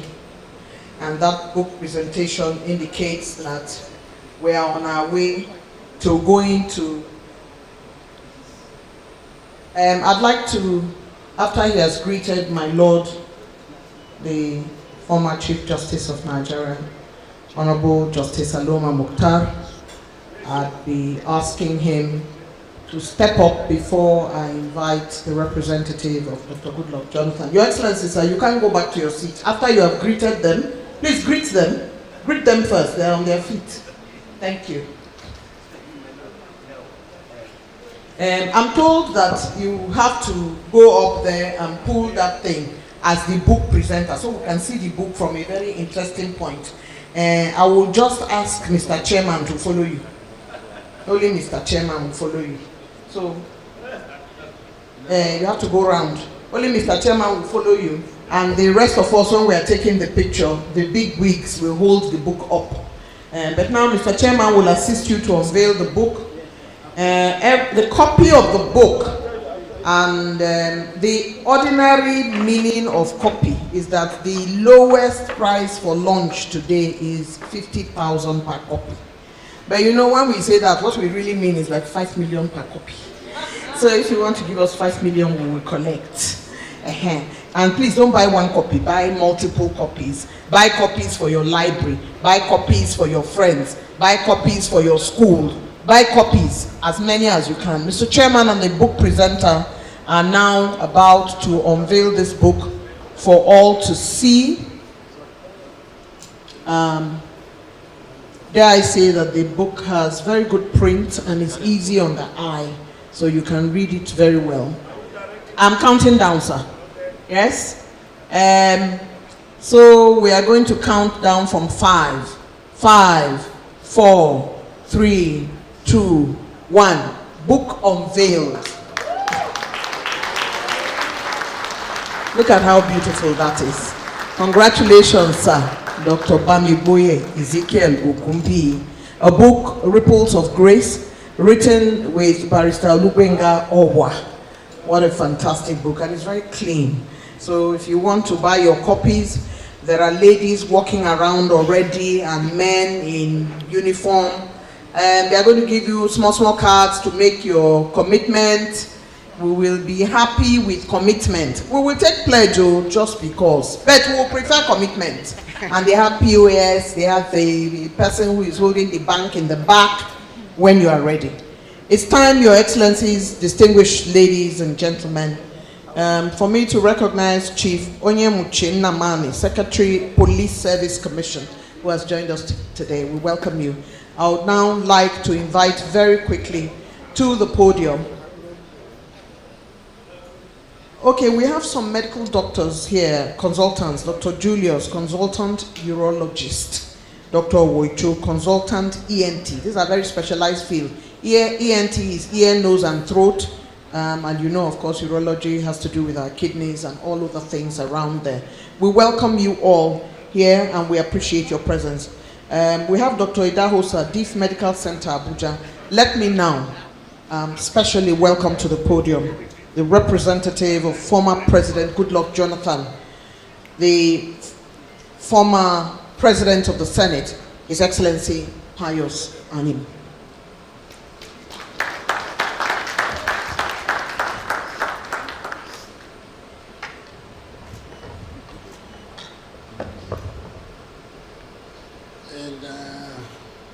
I must say that in Nigeria, virtually in all occasions, you find some people sitting on the existing protocol and you find others standing on the existing protocol. So I don't want to do both. I would rather want to abridge the protocol. So I will only mention just quite a few. The father of the nation, our leader, our mentor, General Yakubu Gowon and his dear wife. General, I always describe you as a young man who kept Nigeria together with a barrel of gun. And now the old man who keeps Nigeria together by prayers. The Almighty will continue to keep Nigeria together because you pray. Thank you, sir. Many may not know Professor Jerry Ghana employed me first in the public service. So the first employment I had in my life was him. And he actually brought me up with discipline and commitment to whatever I do. I must do it well. Thank you, sir. My Lord, good to see you, man. I don't need to say more. His Excellency Ngarale has described you, but I would be very shy to add more. But it's good to see you, ma. God bless you, ma. The celebrant and his dear wife, Dr. Bamiboye Ezekiel Ogumbuyi and Clara Ogumbuyi JSC, as she then was. Thank you, sir, for bringing us together. Let me say that it was just last night President Goodluck Jonathan called me from London and said he had a commitment to be here today, and because it was not going to be possible, I should please make sure everything I am doing, I suspend them to be here.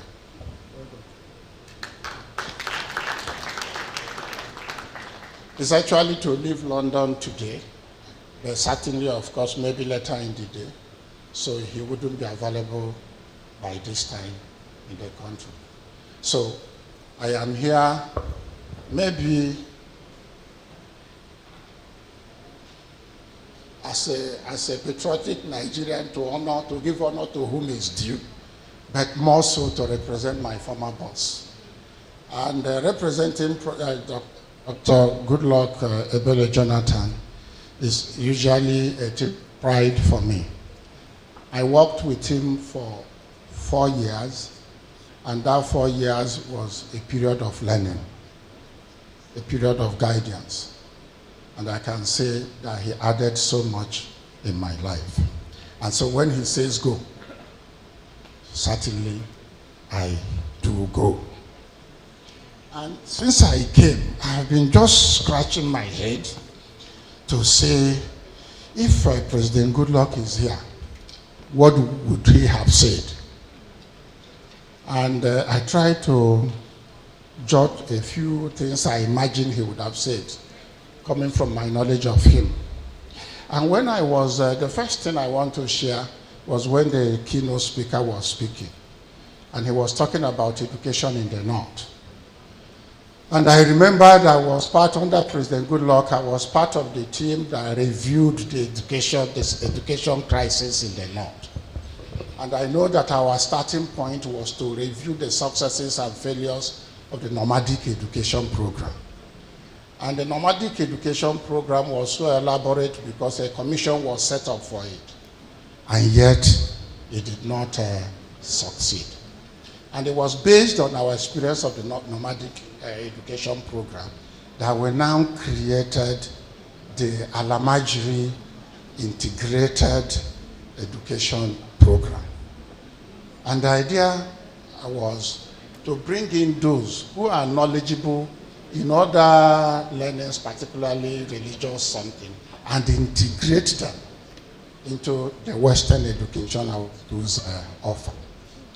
And I will only stop here to say that I want to believe that that program, if sustained, will make a difference.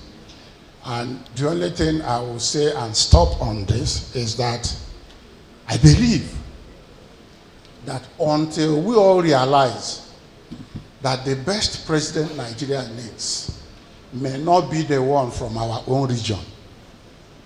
It must be somebody who has an outstanding sense of patriotism, and he will address the challenges of the country as the need arises. Thank you.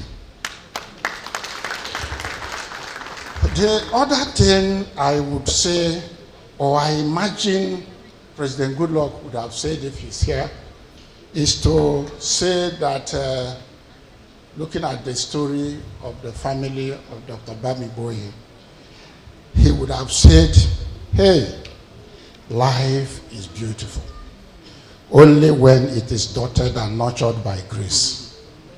And I want to say that there are three graces that make the difference in each life. The grace of dignity, the grace of family life, and the grace of fulfillment. And I want to say that no matter how you stretch the story of our celebrant today, you will find that honor and dignity in not only in him, in his entire family. You will find that pride and fulfillment in the family he has built. And you will find that contentment and happiness in the life and accomplishments he has recorded as professional, both his wife and himself, and now his family, his children, or other family members. I want to believe that if President Goodluck is here, it would have been his prayer for more grace. The grace that brought you this far will preserve you.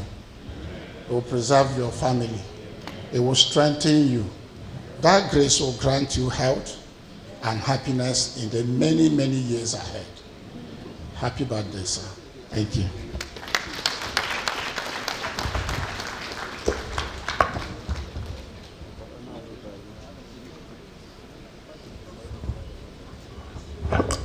Thank you, sir. We appreciate. I hear that Reverend Kennedy is going to be departing with the representative of President Goodluck Jonathan. And because we're keeping His Excellency General Gowon waiting, I would like you to please keep it at 2 minutes so that we can fast track. I have permission from the chair. Thank you. Thank you so very much, Your Excellency, our wonderful father and leader, all protocol duly established. I just want to say this family have also blessed me. I did everything last night. I returned back this morning from London with the president. I was very tired. All we did, there was no seat, but I made sure we changed our seat to fly back to honor you. And I want to tell you, sir, you will continue to age gracefully. The Lord will bless and strengthen you. Your wife has been a wonderful blessing, and Sister Eugenia said she has not seen our products. Well, I promise to give you some of the CSS products, and then you come back. My sister is part of us, and then my Lord, the former CJ, and all those here, and the wife of my very good friend and brother, late Porter. I was their president in Full Gospel. I just want to say that on behalf of CSS Group, we will support this book launch with a sum of 1.5 million. Thank you very much.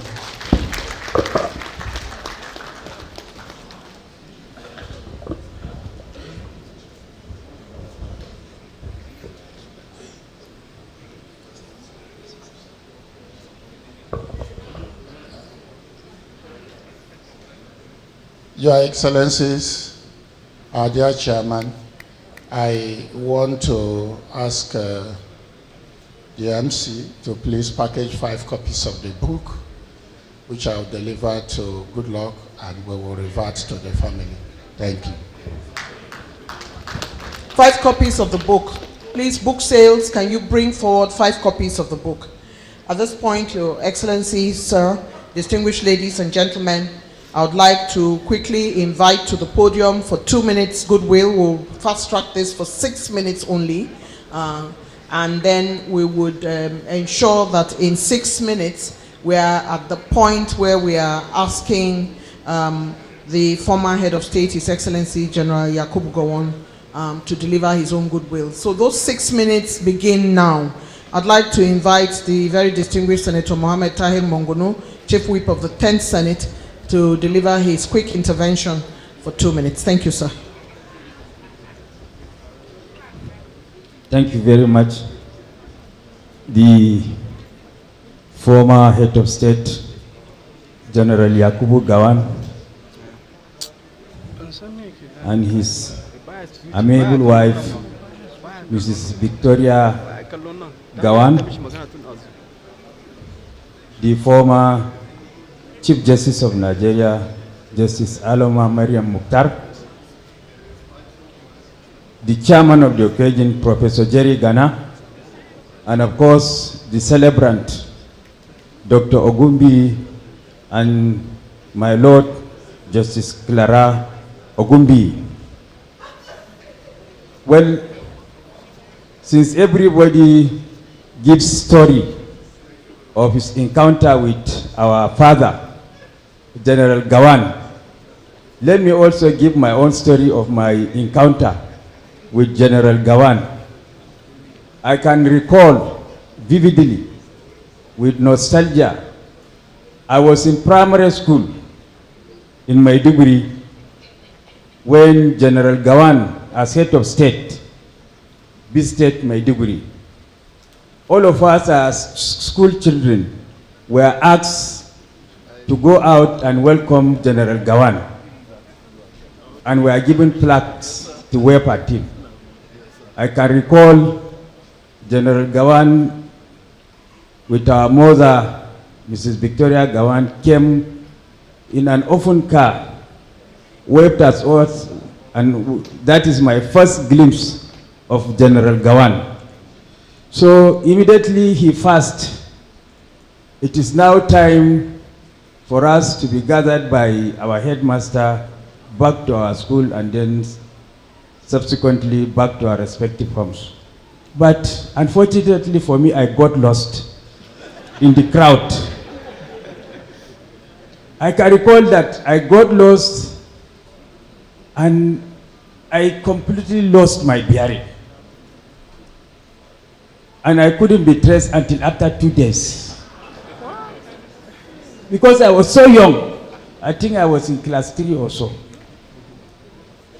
So announcement was placed in the radio. I was kept in one village head house.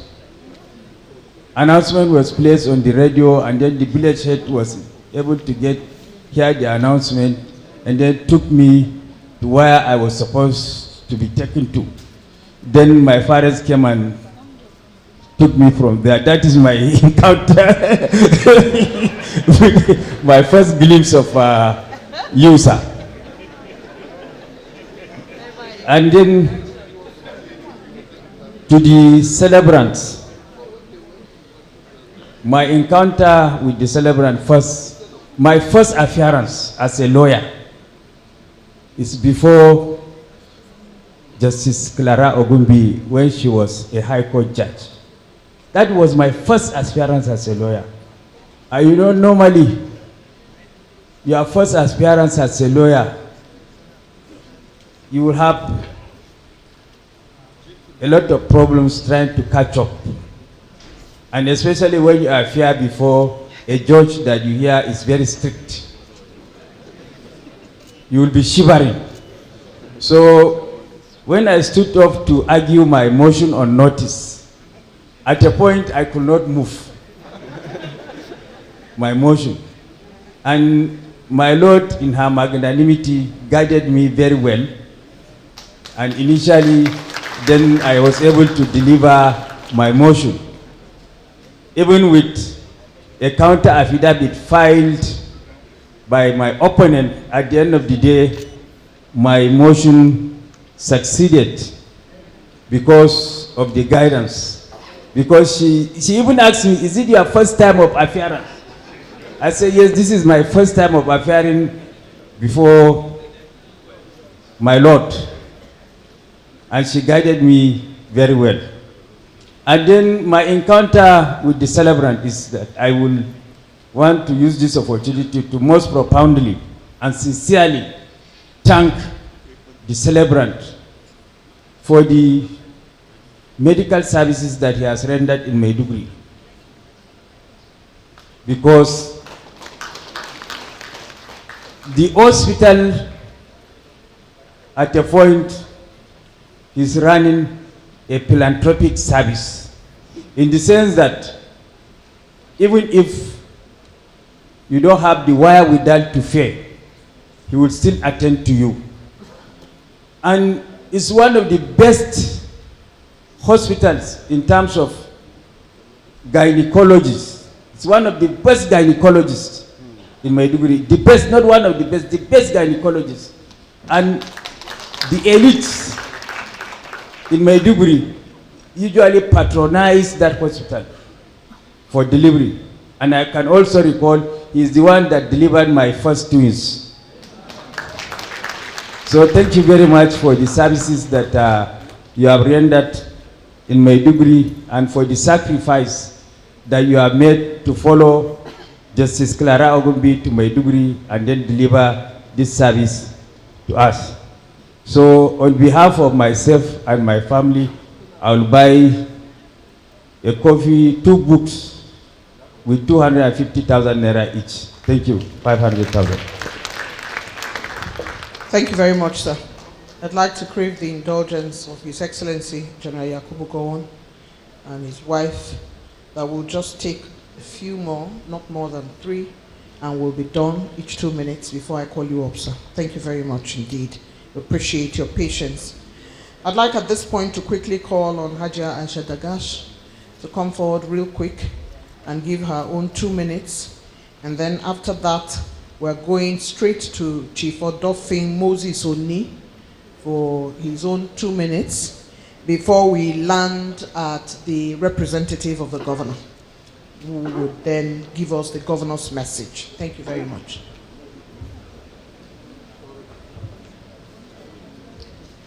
Your Excellency, former Head of State, our father, General Yakubu Gowon, our mother, Auntie Mrs. Victoria Gowon, the chairman of the occasion, Professor Jerry Gana, representative of our governor, Governor Babagana Zulum, my Lord former Chief Justice of the Federation, Justice Aloma Mokhtar, Dr. Ogumbi and Auntie Clara. I want to stand in front of you when I'm saying this. We thank God for this day. We thank God for His mercies, for His grace, for His guidance. You have both been more than doctor and auntie to me. Auntie Clara is also my auntie because my mother is from Garkida, so we're connected. Dr. Gumbi, you delivered all my 5 children. The oldest is 35, the youngest is 24. They're all grown and doing their own thing. You told me a long time ago on one of my consultations, you said most women come to see the doctor not because they're ill, but they want someone to listen to. That is so true. The childbearing years are often the most challenging in every woman's life. You were not only our doctor, you were our friend, you listened to us, you handled everything with such professionalism, with the fear of God, your classic humility, and empathy for your patients. Through the years, we became family. I appreciate everything, every gesture, every advice, every minute you listened, every advice you gave. On behalf of my children, I would like to buy the book with a sum of 2.5 million naira.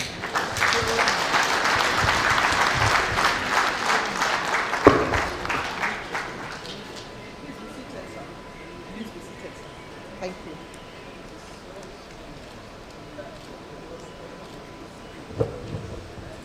You know, when people are doing this kind of thing, I want to go and look for Dr. Achen, who delivered my own children. And bring them, and Dr. Shini Makodi, who delivered my children. This thing you people are doing is not funny. But Dr. Ogumbi, it's your day, sir. So everybody whose children you delivered can come forward and talk about it. It's a wonderful opportunity. We thank God. Thank you very much, Haji Aisha Dagash, for your kind words. The sum of 500,000 naira for the purchase of 5 copies of book by the family of late Ambassador Bunu Sharif Musa, here represented by AVM Zanna, retired, the daughter of the late Ambassador Mrs. Falmata Zanna, and his son, Brigadier General Ibrahim Bunu Sharif. We thank you so very much. Let's give a hand clap for them. And we're rolling forward real quickly. I'd like to call on Chief Odofin Moses Oni from the Royal House of Ilofa to please come forward and deliver his own 2 minutes. This is their son. Do we have the chief? He's coming. Okay. And we will not wait, even though when he comes, we will still take him up. I'd like to quickly call on the representative of the governor of Borno State, Dr. Baba Malamgana, to come forward and deliver his own comments. Because this is the governor of honorable justice, we will give them 2 minutes times 2, so that they can have 4 minutes. Abi? Yes, ma'am. I should give them 10 minutes. Times 10, ma'am. My Lord Justice, ma'am, forgive us. Let us watch the time. But for Professor Zulum, who would make the time. Thank you. Thank you very much. Thank you. Your Excellency, the former head of state, General Dr. Yakubu Gowon, I would like to recall your visit to Maiduguri, Borno State, and throughout we used to think Gowon was an acronym for Go On With One Nigeria, until later on that we discovered that was your real name. Our people of Borno State have really respected you because of our lineage. Angas and Borno have got a long lineage. I want to respectfully recognize the former head of state, Jonathan, his representative. May I crave the indulgence of the chairman to recognize my senior brother, the former FCT minister, Mohammed Abba Gana, and through him all the former ministers here present. May I also recognize my brother, Senator M.T. Monguno, who is the chief whip of the Senate, and all the members of the National Assembly, former governors here present, and the Chief Justice of Nigeria, former Aloma Mukhtar, and the celebrant, who is my boss, and I will say a word or two about him and his beloved wife, Justice Clara Gumbi, and the members of the fourth ring. It is indeed a great honor and privilege to be here today as a representative of His Excellency, the Executive Governor of Borno State, Engineer Professor Babagana Umar Zulum, CON, MNI, Grand Commander of Niger Republic.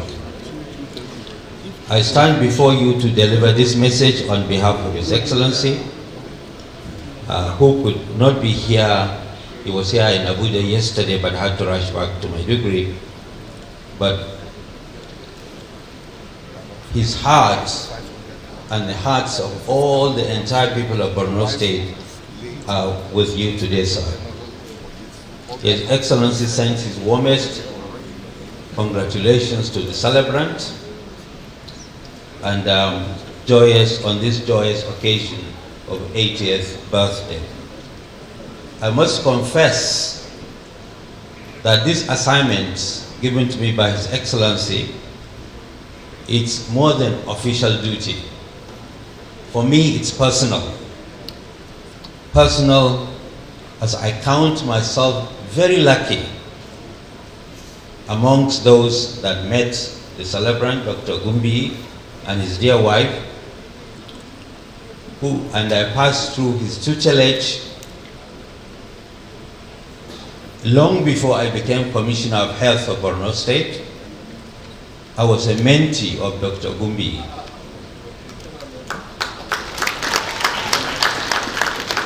And whatever contributions I've made to healthcare in Borno State, in Bauchi State, Yobe State, the foundations was laid by Dr. Gumbi. So when His Excellency Governor Zulum asked me to represent him, fortuitously, His Excellency was asking a son to speak for the state at the feet of his own father in medicine. You were talking to him, she was talking to him. Dr. Gumbi's story is inseparable from the story of modern healthcare in Borno State. From the moment he arrived in Maiduguri in 1983 as a consultant obstetrician and gynecologist, following his robust training at the Queen's Medical Center in Nottingham with MRCOG under his belt, he commenced transformation of healthcare in Borno State, initially at the State Specialist Hospital and then the University Teaching Hospital, Maiduguri. He brought a rare blend of clinical excellence, compassion that was second to none. I crave for your indulgence to also narrate a small story relating to me. My personal story was that I educated or graduated from Ahmadu Bello University Zaria, where he was first set. And when I came for my internship in Maiduguri in 1983, Dr. Gumbi was my boss. And we worked together in the labor ward. I found him, he taught me discipline, he taught me respect, he was very simplistic, he was very compassionate, he had dignity for all his patients, and he instilled interest of surgery in me, despite the fact that I was tottering that I would be a pediatrician because I had the Pediatric Association of Nigeria Prize as a best graduate in the medical school. So he made me to consider surgery, and not only that, he actually pushed me to go to UK to study my postgraduate studies in the UK. So for that, I'm immensely grateful. Whilst I was there, Dr. Gumbi, for over 10 years or more, was treating my mother free of charge. And my 84-year-old mother still thinks of Nakoa all the time. So I'm very grateful to you, sir. In 1985, he established the Nakoa Hospital, which has been enumerated before. And he's had patients from across Nigeria as far as Sokoto State. The mothers whose lives he has saved in the moments of crisis, and the newborns who owe their first breath to his hands, are too numerous to mention. You've seen shining examples this afternoon. They are now grown men and women today, raising their own families, thanks to you, sir. Such men and women existed because Dr. Ogumbi was in that delivery room at that right moment. That is a legacy written into the very population of Borno State and indeed many other states. His love story is itself a symbol of national unity. A son of Lofa, Ilofa, Kwara State, married to Justice Clara Bata Ogumbi, a daughter of Borno State, who rose to Supreme Court as the first female justice in the northeast of Nigeria.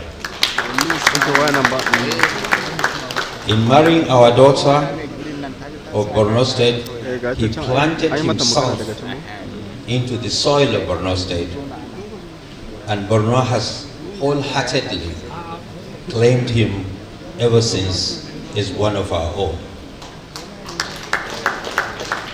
Their 5 children have distinguished themselves in their various callings. One of them, Sam, has followed his father's footsteps and has become a surgeon par excellence, and was trained in England and moved on to Toronto, Canada as a consultant surgeon. When the season came in 2021, as you've heard before, Dr. Ogumbi moved to Abuja. Borno did not lose him. His impact simply grew wings as he continued saving more lives of women and children in the nation's capital, while remaining a mentor to generations of doctors, such as myself included. Your Excellency's message is that Borno wants to say thank you to you. His Excellency said I should say that, for the thousands of deliveries you've carried out, for marrying the daughter of our soil, and for doctors who trained and continue to inspire many of us. On behalf of Professor Engineer Babagana Omara Zulum, MNI, CON, and the entire people of Borno State, we wish you, sir, a joyous birthday, happy 80th birthday, and on behalf of the good people of Borno, His Excellency has asked me to pledge 10 million naira for the books.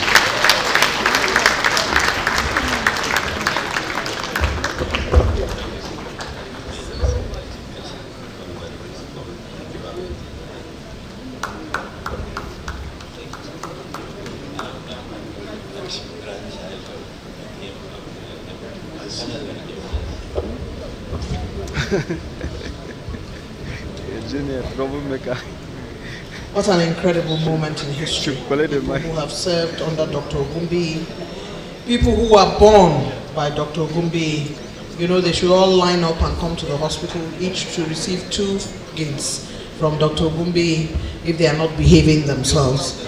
We congratulate you and we thank you, Dr. Baba Malam Ganna, representative of His Excellency Professor Zulum, who has kindly now shown the way for how we will buy these books. You know, the governor has shown us that, you know, we will all now try and aspire to that 10 million or get near it for this book launch today.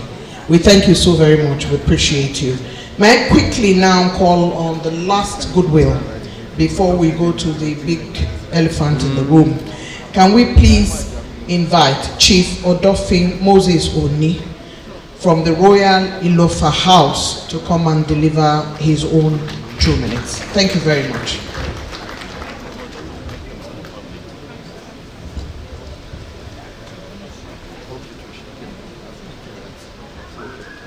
Let me stand on the existing protocols to save time. Our big brother, big daddy, big uncle, Dr. Ogubiyi, and the loving wife. I'm sorry, when my name was called the other time, I was privileged to serve as the Deputy Speaker of Kwara State House of Assembly when Ayim was the Senate President. And we saw last in 2001. So I just felt I should see him off and had some pleasantries. So I'm very sorry indeed, sir. Please kindly forgive me. This is the program that has brought me all the way from Ilofa. No other one. But it's just very unfortunate that it happened. My name was called when I went to see Dr. Pius Ayim off. I'm very sorry. Daddy, Jimmy. Yes, Dr. Ezekiel Panigoye Ogubiyi. I don't know where to start, but I will have to start from somewhere. We grew up to know 3 siblings, Oni, Adekeye, and Ogubiyi. His father was the youngest of them all, but the disciplinarian of the house. And I took after Baba Ogubiyi. He was I didn't know him, but I had the information that he was a disciplinarian. And Baba, younger Ogubiyi, is one as well, and he has the heart, the mind of the family. He has been leading us well since we knew him in his days in Kefi. Anytime he came back from school that time, but that Kefi today, but I Kefi today, but I Kefi, we call him Brother Kefi. And we thank God. When the MC was speaking the other time, I can tell you that Mama Felicia Aribake Ogubiyi is in his 120-something years. It's not just 100. And when you knock the gate of Mama like this, when you just say, Mama Ekaso, he will call your name. She will call your name. She knows everybody. We thank God for everything. But I want to talk about Mama, retired Justice Ogubiyi. Is a blessing to the family. Is a blessing to the community. Is a blessing to Kwara State. And we are happy to identify with her, and say that God will continue to give each and every one of us in our family, in our community, that type of woman as a wife. Mama, we celebrate you. We celebrate you.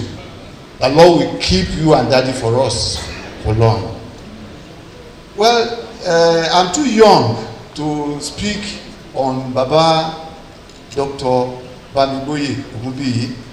Like I wrote in the first edition, his name, it was Eugenia that mentioned the meaning of his name, Bamiboye. Let me carry this crown. It was my father, his father's senior brother, that was made a chief that time, and he named the son of his younger brother that he would help him to carry the load. That is just to show you the bond that existed between them. And this was what we knew, we grew up to know, and we are practicing it through Baba Bamiboye Ogubiyi. God will continue to keep you for us in good health and in sound mind. I want to appreciate our Kabiyesi, Baba Eko Wajepe, Ade Ape Lori, Bata Ape Lese. By the special grace of God, I am the second in command to him.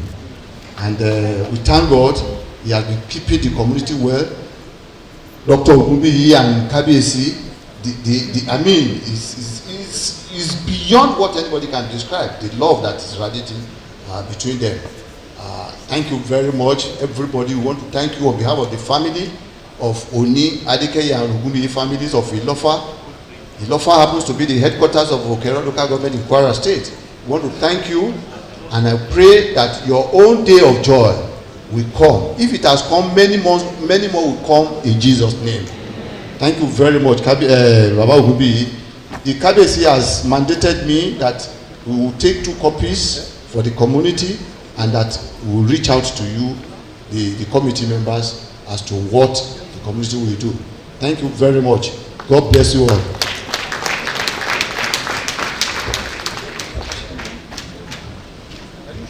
Thank you very much. We have heard now from the persons who hold the community, His Royal Highness Kabiyesi, and also Chief Odofi Moses Oni, who just spoke. Many years ago, I was privileged as a young girl at 12 to ask my dad if I could write a letter to a former head of state. And my father, a very wise man indeed, took me to the post office, and I sent a letter to His Excellency General Yakubu Gowon. I came to find out that I was born on the same day with him, 19th of October. And I felt that I was a very special girl, and I asked my dad, who drove me to the post office to deliver the letter. Many years later, I met His Excellency and our mother in London, and I was telling him that I was very unhappy that he did not reply my letter. When he asked me, what did your father say? When I started complaining, my father said, you know, sometimes the people who walk around the head of state may not give them the letter. So I said, I don't even understand what my father was saying. He said, you know, in Dodan Barrack, sometimes my letters don't come to me. I didn't see your letter. I would have responded in that very quiet, soft voice of a man we have come to admire over the years, of a man whose leadership of Nigeria has defined us as a nation, a man whose wife at the time was our role model on how to wear the Oleku, Buba, and Iro, the best headgears in the world. And today they sit before us. We are so deeply honored to have them here today. Your Excellency, sir, it is such a privilege. It is my singular honor and privilege to invite His Excellency, the former head of state, General Yakubu Gowon, to deliver his intervention.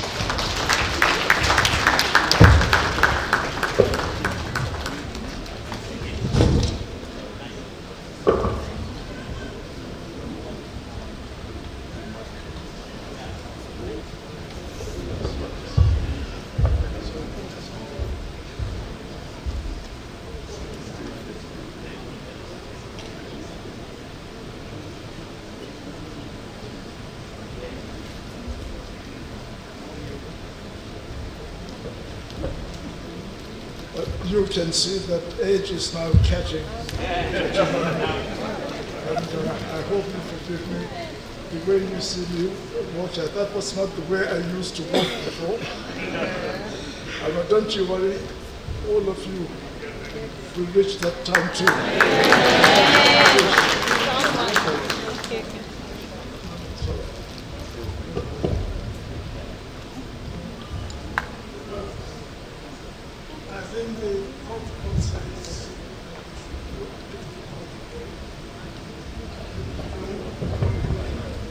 I would like to say, can we say we abide by all the beautiful protocols that have been set up by the Master of Ceremony, or is it Mistress of Ceremony? Eugenia, and of course by all the other speakers that were here before me. So,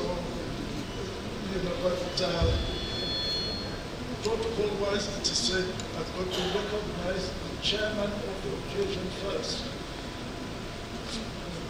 To recognize the chairman of the occasion first. And so please do excuse me to say the chairman of the occasion even before any dignitary that is there, because the chairman of the occasion is the one that is controlling the whole thing.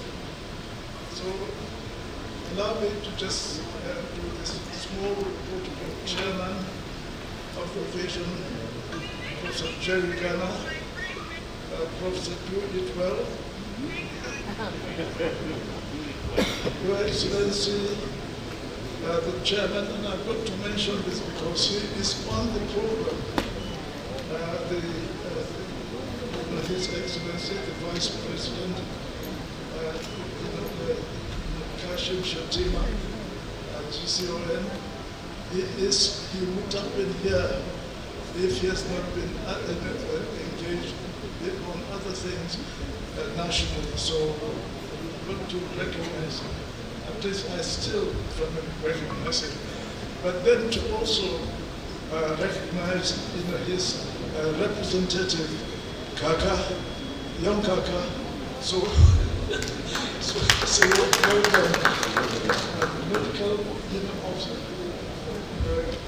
in and of our celebrant today. May I also recognize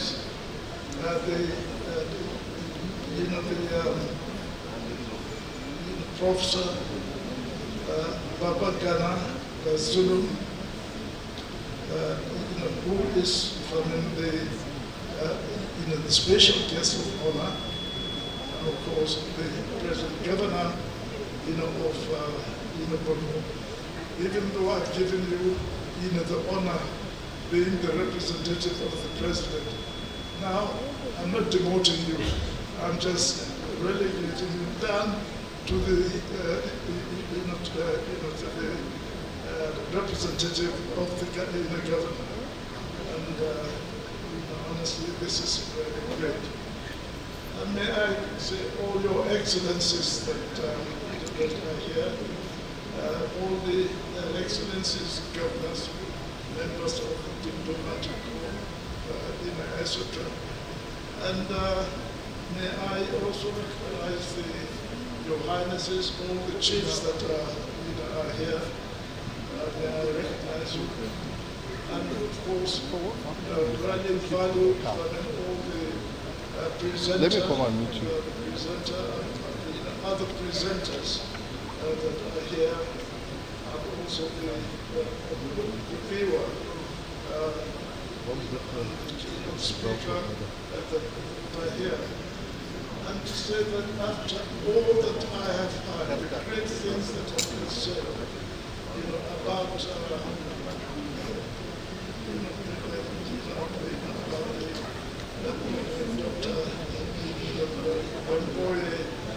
Ezekiel Ogumboye, all the beautiful things that have been said. Really, is there any need for me to add anything? But however, that I have to do just because it has been put on the program that I've got to. But what great occasion it is.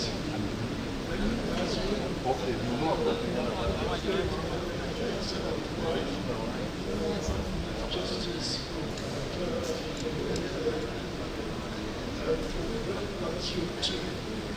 so distinguished ladies and gentlemen, and all of you that are here for this occasion, I really appreciate you, and I'm sure you would like to probably even come here to say something.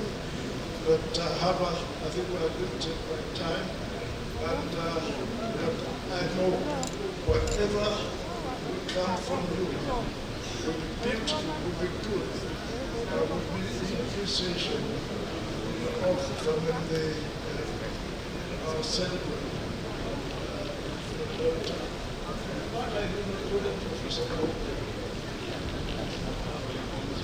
Shall I have Professor to the doctor?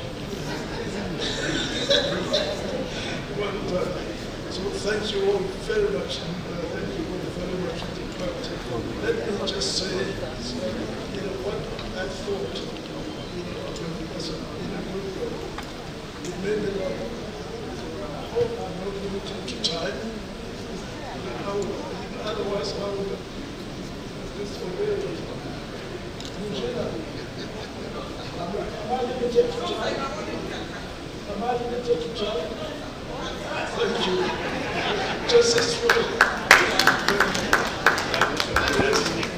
So may I say, it is with a heart full of gratitude to Almighty God that I join you all, members of the Ogunbi family, friends, professionals, colleagues, and all faiths, Christians, Muslim in the community, and all well-wishers who are here to celebrate the 80th birthday of the eminent son of Nigeria, Dr. Bamboye Ezekiel Ogunbiri, and also to launch his book, or his memoir, Ripples of Grace, which had now started. It has to continue because nobody is living in this place without buying a book.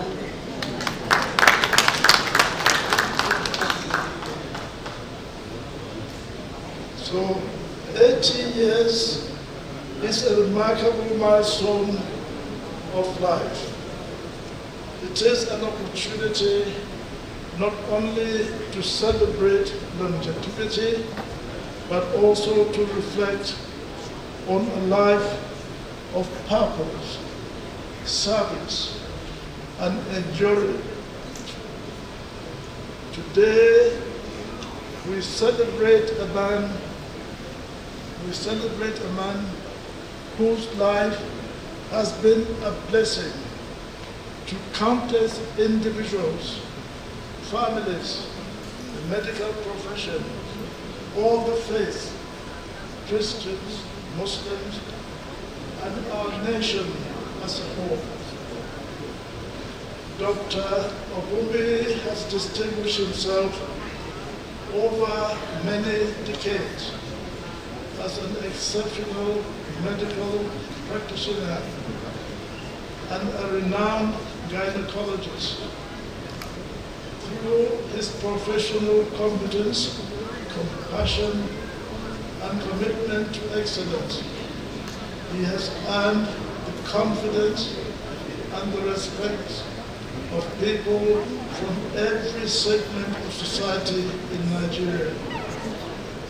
I am particularly pleased to acknowledge that members of my family, my own family, have also benefited from his medical expertise and the quality of care for which he is well known.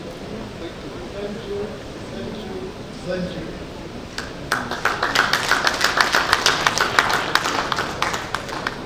I have been told that his hospital, Tolbert Specialist Hospital in Maiduguri, bears the name Nakowa. Man, everybody can go there. Even children can go there. At least we know one that even lost himself. And yes, but I know it was not to the hospital, but this is in connection with what we let's try. Yes.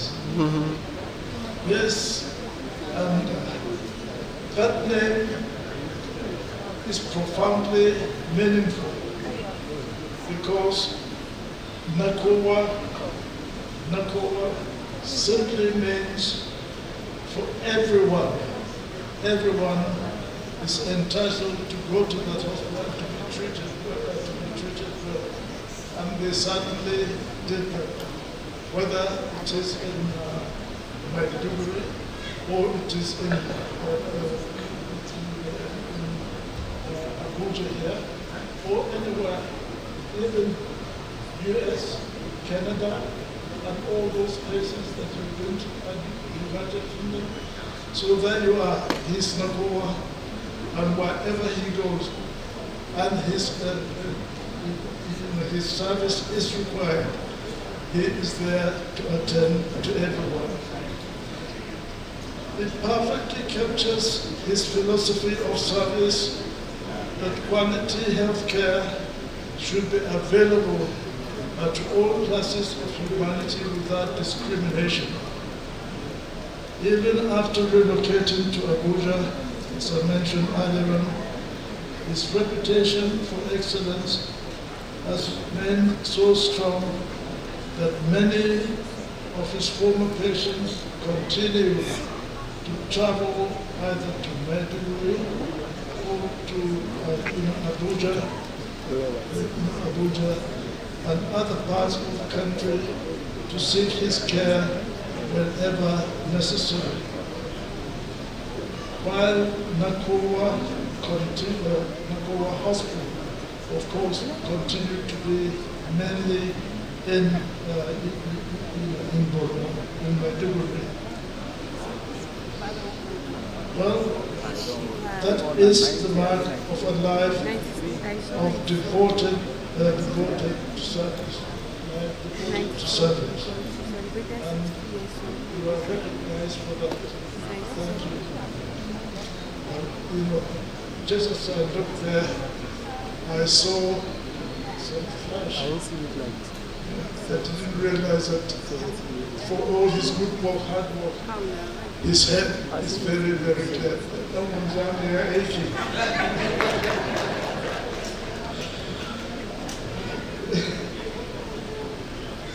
One of the greatest achievements of any professional is not merely the number of years spent in practice, but the number of lives touched and careers nurtured along the way. Dr. Obumbi has mentored many young medical practitioners who have themselves become distinguished consultants, professors, and specialists serving in Nigeria and across the world. This also includes his own children, that he made sure they became professional doctors, etc. Thank you and well done. Yes, as I've said, one of the greatest achievements of any professional is not merely to the number of years they've spent in practice, but the number of lives they have touched and careers they have nurtured along the way. Dr. Obumbi has mentored many young medical practitioners who have themselves become distinguished consultants, professors, and specialists serving in Nigeria and across the world.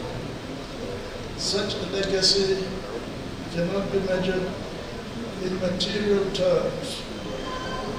It is an investment in humanity that will continue to bear fruit for generations.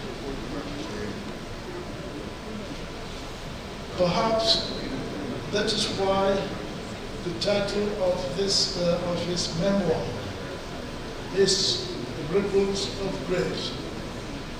It is so appropriate. The ripples of grace. Grace received from God is never meant to stop with us.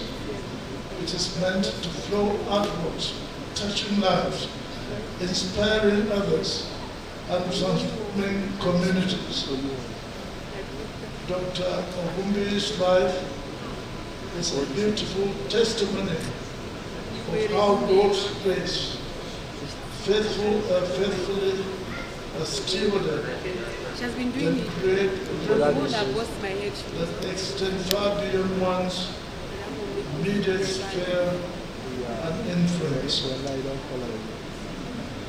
Beyond his distinguished medical career, I've come to know him personally as a man of deep, deep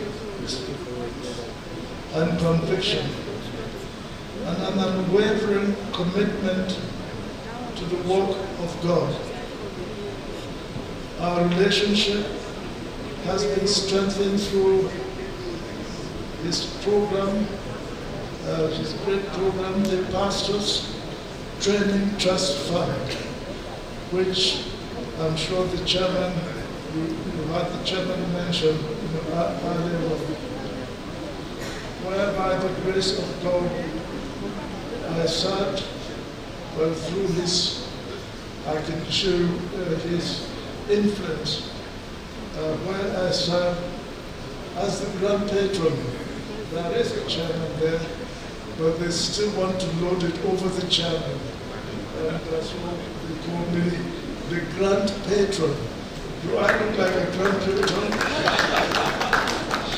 Grand patron, well, he has faithfully and diligently served as the chairman, of the board of trustees.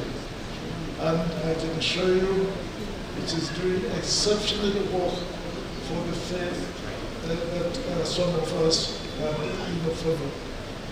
Thank you very much for the good work you are doing there. Training people to be able to pass the world and make people to live a righteous life for the good of mankind.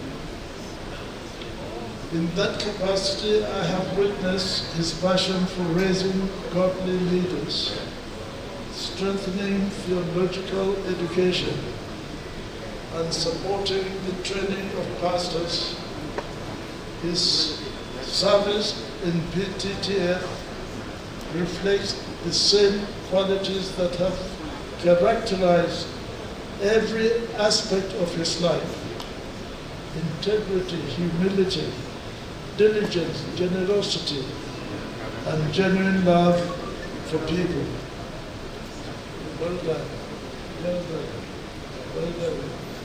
And I know that you did this certainly not alone, but somebody close to you, next to you, with you, and you are all one. Just as God bless.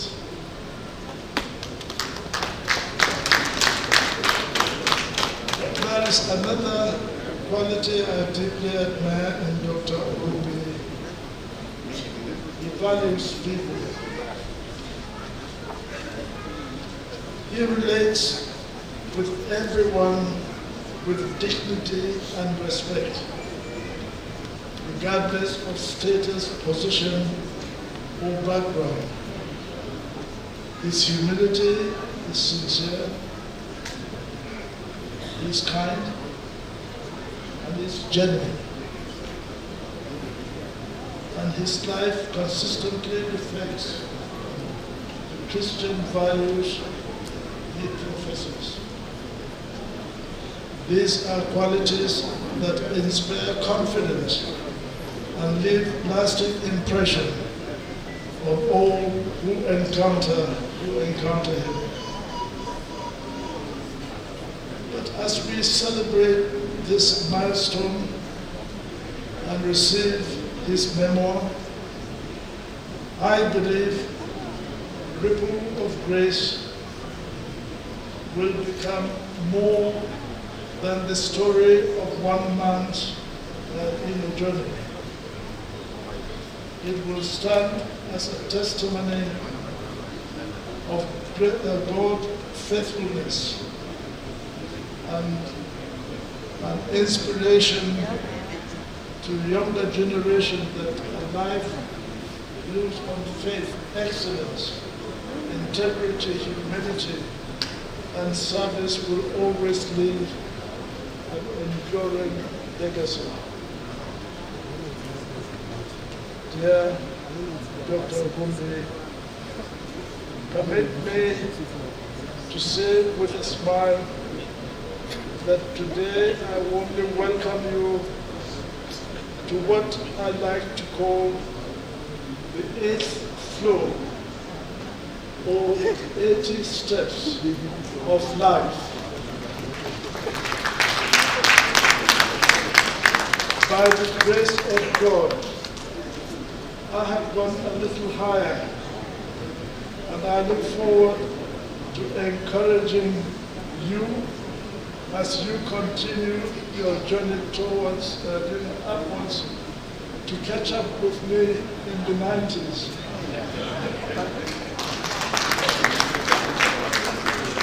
At this stage of life, every year is a special gift of God's grace and mercy. Having gone beyond the biblical 80,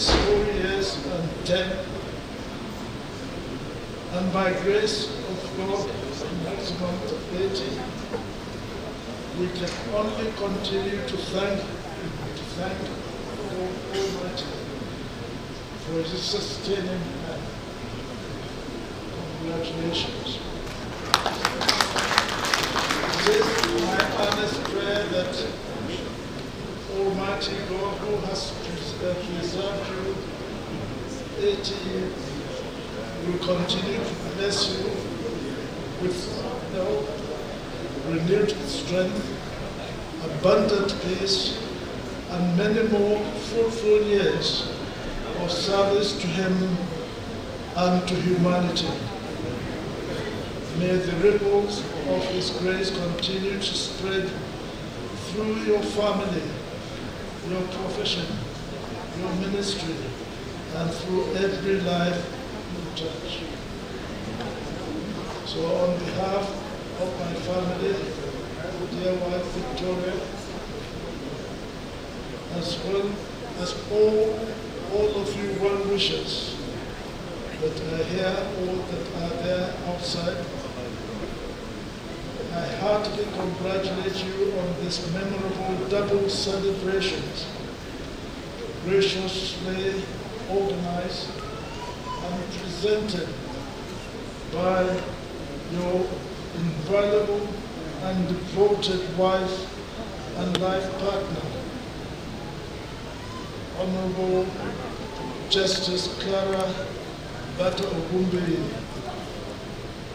JSC, FCARB, CFR, and supported by Tolbert Specialist Hospital, Nakoa. So well done. Thank you. Thank you for standing too. That is one of the daughters, isn't it? Well done. You are the doctor too?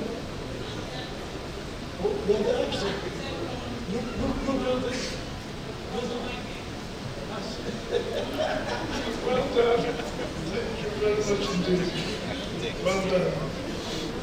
May God richly bless you, your beloved family, and all that concerns you.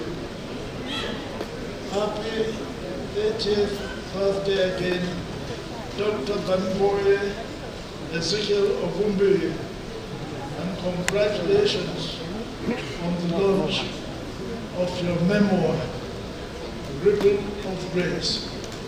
And it has been explained to you. Get a copy for yourself. Thank you, and God bless you all. Thank you.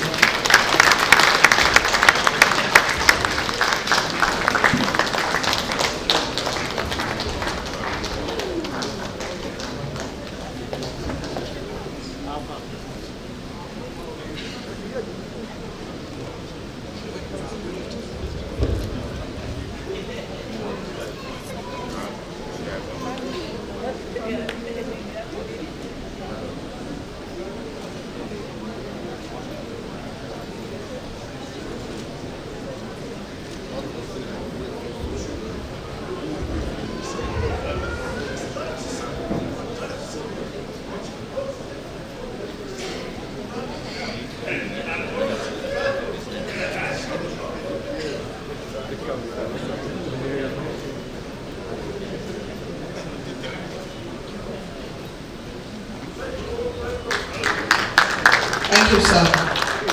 The blessings of former head of state, His Excellency General Yakubu Gowon, upon Dr. Bamigboye Ezekiel Ogunbiyi. What an honor, what an incredible honor it is that he would be the one to also promote the book. That's such a huge honor, Mr. Chairman, sir, that His Excellency would say, could you buy a copy of the book? That I've never heard from anywhere else, but with the head of state saying that, it means you can't leave this room without getting a copy of the book. I greet you, ma'am, for your patience. First female Chief Justice of Nigeria, my Lord Honorable Justice Aloma Mukhtar, thank you so much for your presence. I greet you very especially, Alhaji Abba Gana, former Minister of the FCT.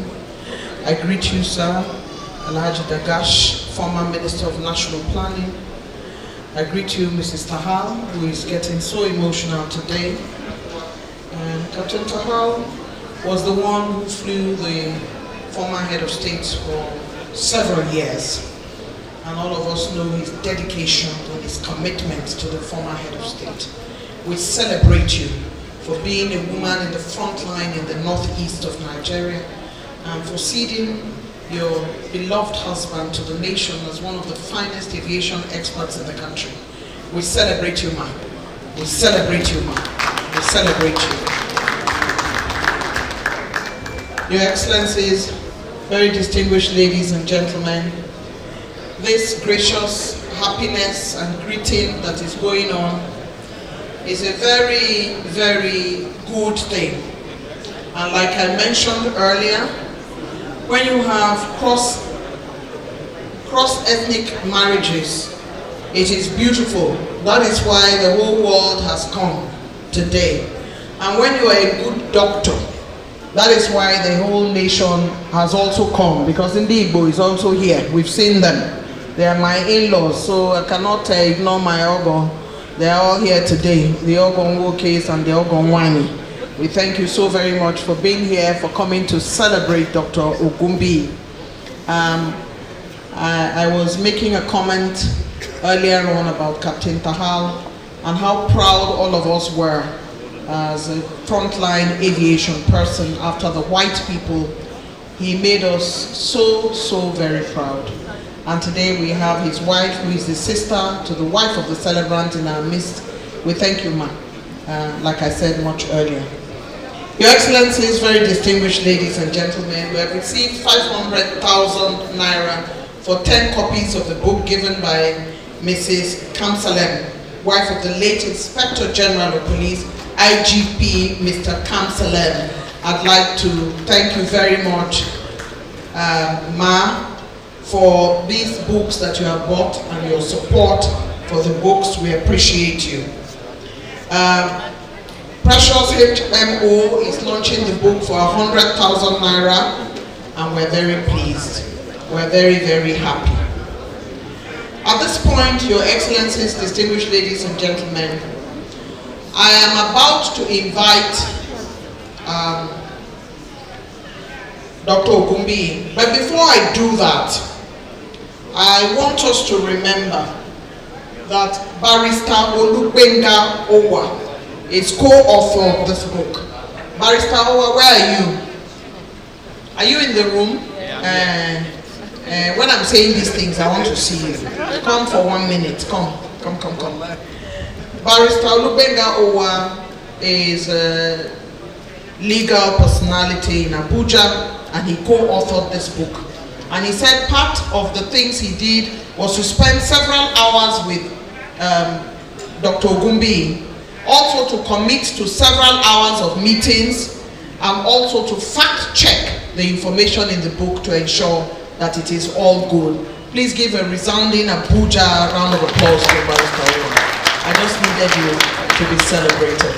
Welcome. Your Excellencies, very distinguished ladies and gentlemen, at the beginning of the book, 5-year-old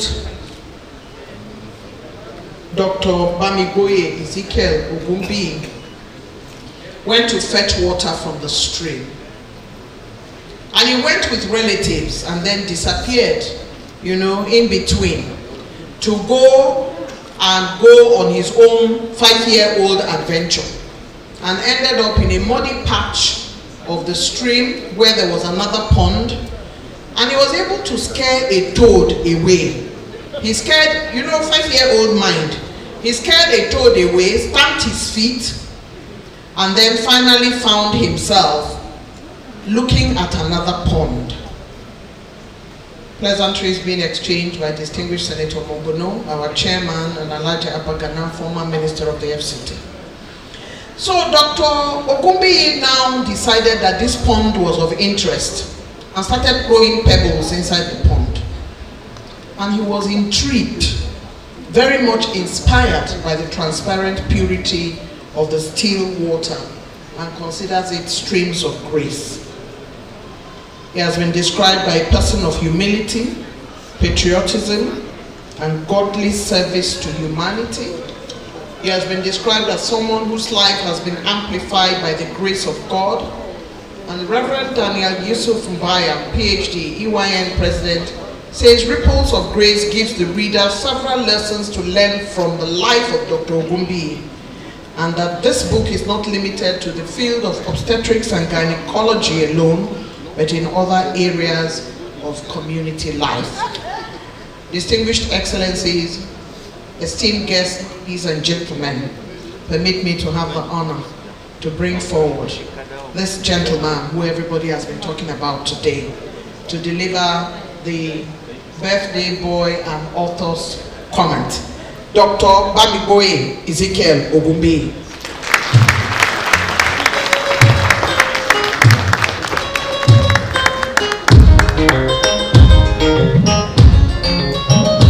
Happy birthday, that is all I can say. I wish you many happy returns. Happy birthday, that is all I can say. I wish you many happy returns. Throw your hands in the air, wave them like you don't care. Raise up your voice and make some noise.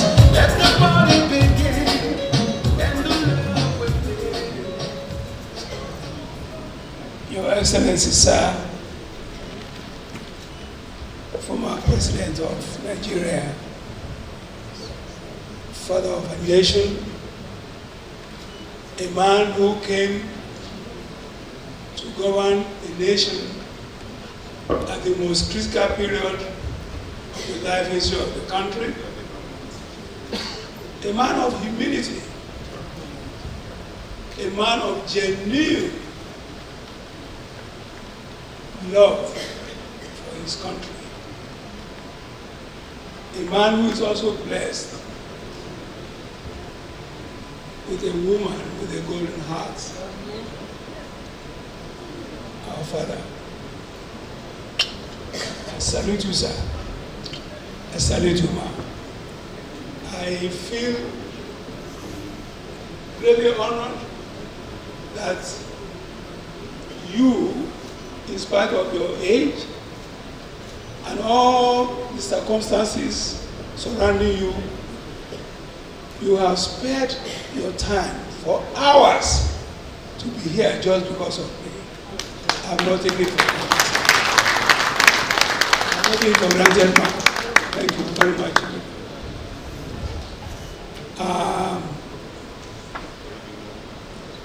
Your Excellency, former President of Nigeria in absentia, ably represented by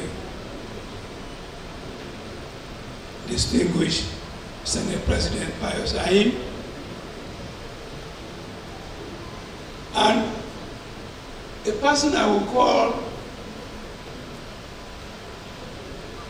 a mother to me and my wife, Honorable Justice Aloma Mukhtar, former CJN, who has given us a surprise because we just gave her a card to notify her. Because if you know her too well, she's a woman of dignity who stays on the line of quietness. You never can, she doesn't like to appear in the public spaces. And she has mentored us over the years. I seize this opportunity to thank you, ma'am. And God bless you. I also want to recognize the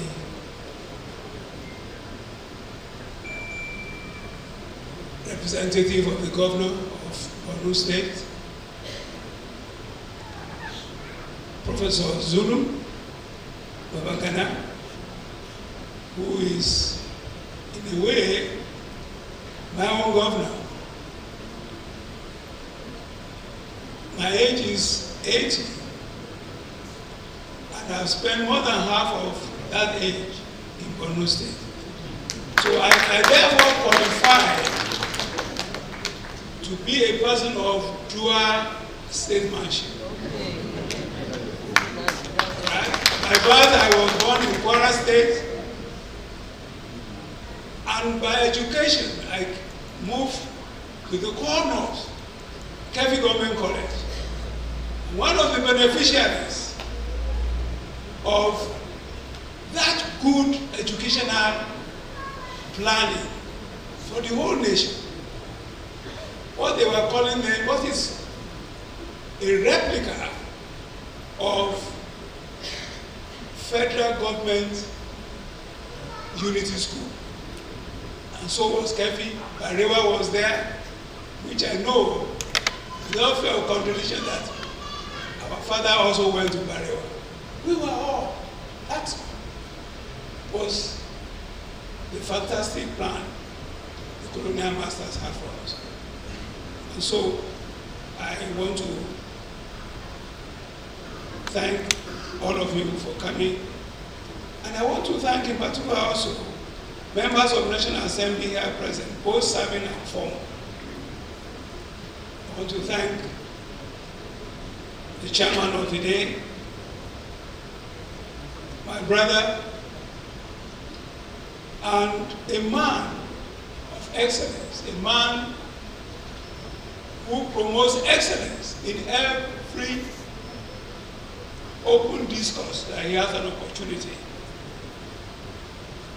Thank you, sir. Professor Jerry Ghana is the household name across all generations. When we were planning, I picked up the phone to make him the chairman.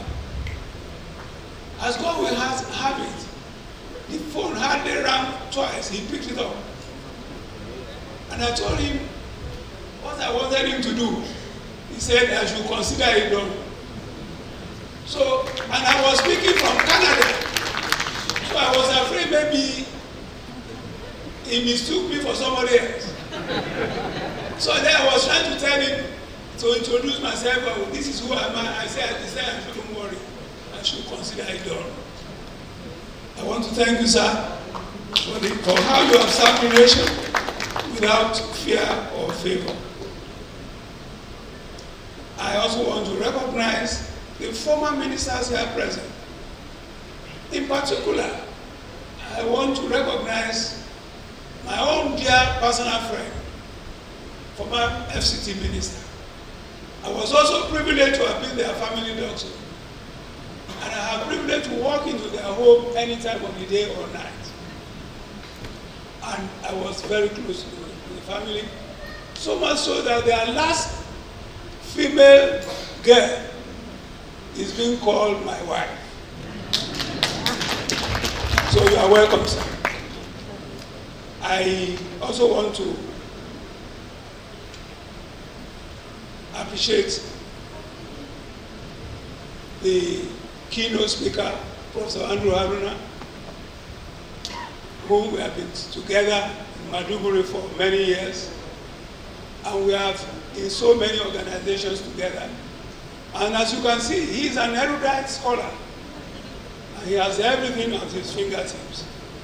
I want to thank you so very much. I will not also forget in a hurry the co-author, Barrister Olubengawa, for the good job and the good finishing of this book, an improvement on the first one. I will not forget in a hurry so that I will be welcome home when I leave this place. My father, my traditional ruler, and I'm one of his subjects because I'm also a title holder. So, and my title, which has not been promoted today, which you ought to know, is Asiwaju of Ilofa. So when you hear Asiwaju, it means you are the front liner. So in other words, I'm at the front of the battlefield for our hometown. Thank you so much, sir, for all the trust you have had in me and the way you have mentored me, even right from my university age. I want to remind you today so that the people will know. When you bought your scooter in 1967, I inherited your sports bicycle. And I was riding that in the university in ABU as one of the richest medical students. So thank you so much for all you have done for me. I'm just giving them a shot. I will also forget my portion of women all over the world. A woman whose nickname to her. Her nickname in Congo University then was "Let Us Pray." And I want to thank God for that very eventful day when we met in the chapel choir of the FCS, and that led the way for our coming together. And thank you for mentoring me. The Bible says iron sharpens iron. And I thank God that He also gave me the intuition not to be purely ethnic in my choice. And also I want to thank God that through the union we have been able to bond Borno State with Kwara State. And I think the effort has been due to much you have done. Of greater things you have done, you have mentored me, also spiritually. And I want to thank you for that. And I also want to say before the whole world that my relationship with you has helped me, one, to stand on the right side of law all throughout my lifetime. Even when we get to traffic lights in the night, when there is nobody, we must stop. Because that is what it is. You must do it according to the law. So, thank you very much for who you have been in my life. And to my children, I thank God for who you are. You are a product of the prayer that your mother made on 16th of December 1972 when we returned from the church. We knelt to pray, and she said, God, give us children. Give us God-fearing children. But if they are not going to be God-fearing, don't give us. said amen, but my heart also missed a beat. Thank you so much, because the Lord has heard our prayers and He has kept us together all this period successfully. And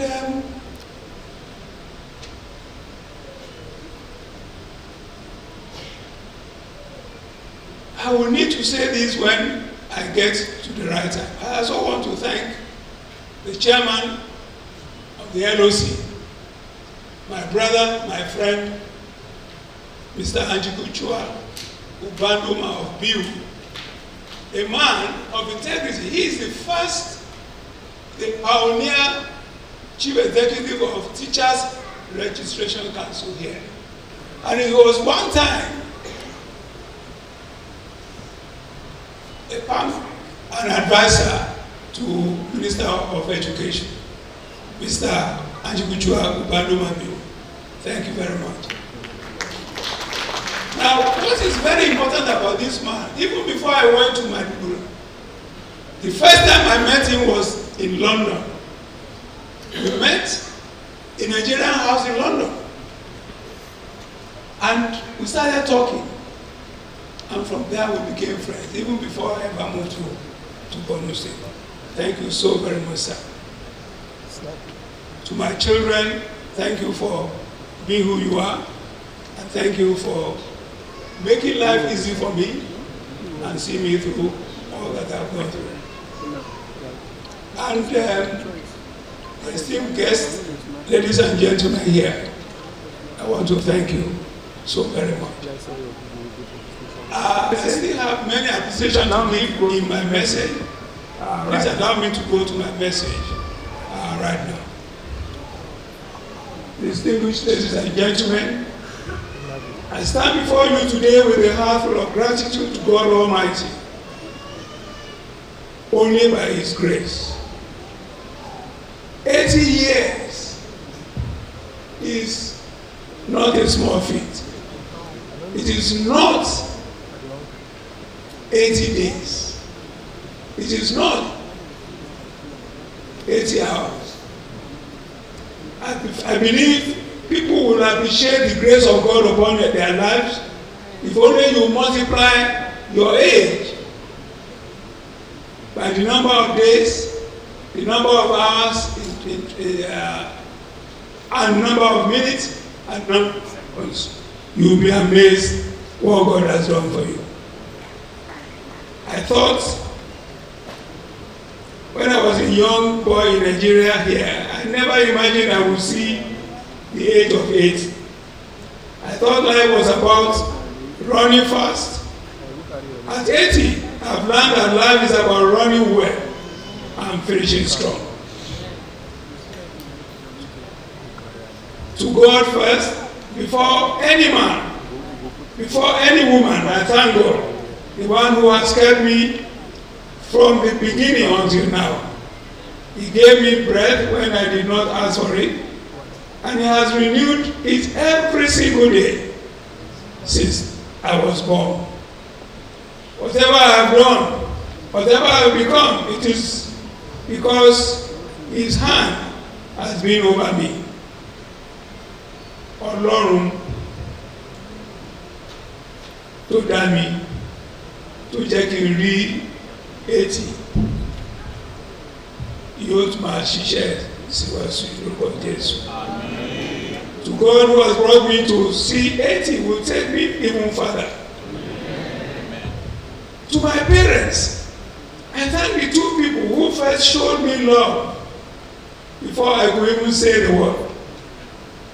My mother, who is now over 110 years of age, is very alert. If I phone her right now, she's going to pick. And she is always praying for me. That one prayer she's always praying, that may we never go before her. And I believe God will answer that prayer for her. So, ladies and gentlemen, I give God all the glory for all he has done for me. I have also appreciated my wife, the woman who has walked the road with me through the lean years, better years, through sickness, through strength. I want to thank you very much. You have been my peace at the end of every hard day. Every year is a long race, but I did not run the second half of it alone. You are beside me. Those days, many days, that I will come home late in the night, delivering babies, moment I will call at night to come and deliver a distressed child, but you are still there for me. Moments where I'm eating halfway through the meal, that I will be called and I will leave the table. And then, of course, I will come back when everybody was asleep. And I want to make a remark. Borno State was a home of peace. And I remember many, many times when they called me in the middle of the night, I will come from upstairs, go out through the kitchen door, and leave, and I will not lock the door, so that when I come back, I don't have to disturb anybody. That was the state of affairs when we were living in Borno State. And I believe God will help us to restore it back. Amen. To my grandchildren, you are the sweetest at the end of my story. When I look at you, I see that the story continues. That I have not just lived, I have planted something that will keep growing long after I am gone. I also want to recognize my first grandchild, Joshua Ogunbi, who is unavoidably absent because he's sitting for an exam. He's the first year in pre-med in one of the teaching hospitals in Canada. To my teachers at every level, from the first teacher who put a pencil in my hand and taught me my letters, to the teachers in secondary school in Kefi Government College who disciplined me, pushed me to think, to my lecturers who opened my mind still further in ABU, especially in those early days when I was a pioneer medical student. And I will also want to say here that it is through the wisdom, the planning, and the execution of our father that in 1967, APU Medical School was born by brainstorming between our father, General Gowon, and our Vice Chancellor, Professor Ishai Odu, that it was put together to birth ABU Teaching Hospital. Thank you so very much. And it has become the best, definitely the best university in Nigeria. And I'm sure you know why, because one, I went there. And secondly, because it is what it is. Right, so I want to thank my mentors, those who saw something in me before I saw it in myself, those who took time to correct me, to guide me, to tell me the truth when it was not convenient. Thank you. A young man does not become an old man of substance without someone older pouring wisdom into him along the way. I wish to recognize some of my mentors who are here.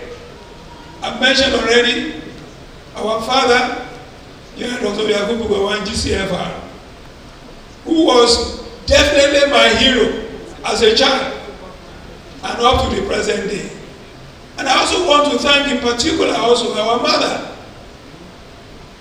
She was in a class of her own during their time. And She was one of the best nurses Nigeria has ever had. And she worked in the University Teaching Hospital in Ibadan before she became the mother of the nation. I want to thank you very much, ma'am. And I want to thank her in particular for leaving her home open for us who are just ordinary citizens of Nigeria to come in at any time. Thank you so very much. And I continue to respect you and reverence you among our mothers. To my spiritual fathers, both past and present, I want to remember in particular my father in the Lord, the president of EYN, that they have mentored me over the years, and so many others, those within my congregation and outside. And I also want to remember in particular Reverend Bishop Abioye, who came in and just went out. He came in as a young man to Maiduguri, and from there, he became a household name. And God has been blessing him to touch more and more lives. I also want to seize the opportunity to thank my siblings, and I will not forget in a hurry my paternal brother who brought me up from the age of 10. From the age of 10, he made a sacrifice of me. He was one of the early pharmacists of this country. He went in those days to School of Pharmacy Zaria, where he graduated. And he took me on. And he gave me fantastic training in character building, and more importantly, being well domesticated.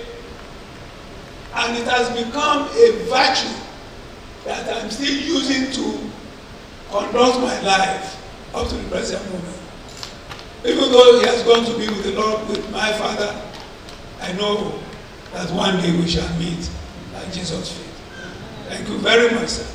And also to my other brothers and sisters, my younger brother Ayo Ogumi, who also is here, and his dear wife, and then Luba Ogumi, my sister, and the other one, the last but not the least, Bola Ogumi, and so many of our people. And of course here you saw the second in command, Chief of Ilofa. By rank, he's my junior. By traditional title, he's my boss. So I welcome you. So also there are so many others that within my community that have come. I want to thank you so very much. I would want to appreciate especially the people of Borno State. I went to Borno State purely with obedience to what God asked me to do. I went there with mixed feelings, but you received me so warmly, and you gave me an enabling environment to give my best to the nation. I want to thank all of you. I cannot mention all the names of the people, but there are quite a number of people that I will never forget because they are my best of friends. I will not forget in a hurry the Kamsalem family. Our mother, Amne Kamsalem, is a woman who was the wife of the first indigenous IG in Nigeria.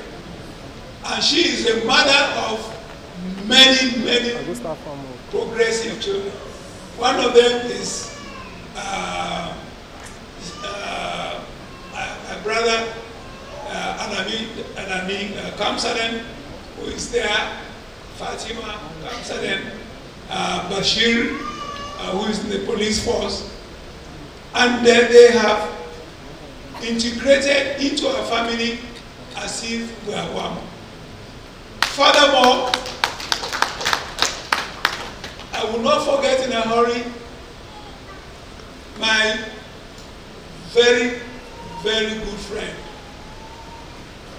my very, very good friend, late Ambassador Bunu Sharif Musa.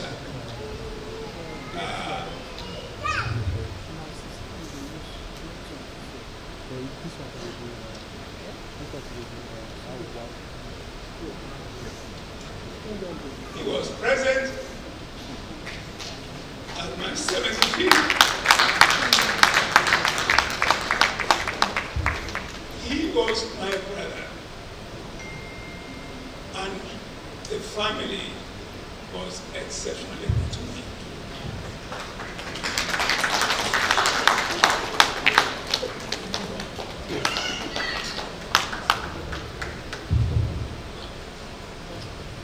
So, I want to thank you all, and I want to thank the family, the children, because the relationship that has been built between our two families, we are still keeping it on.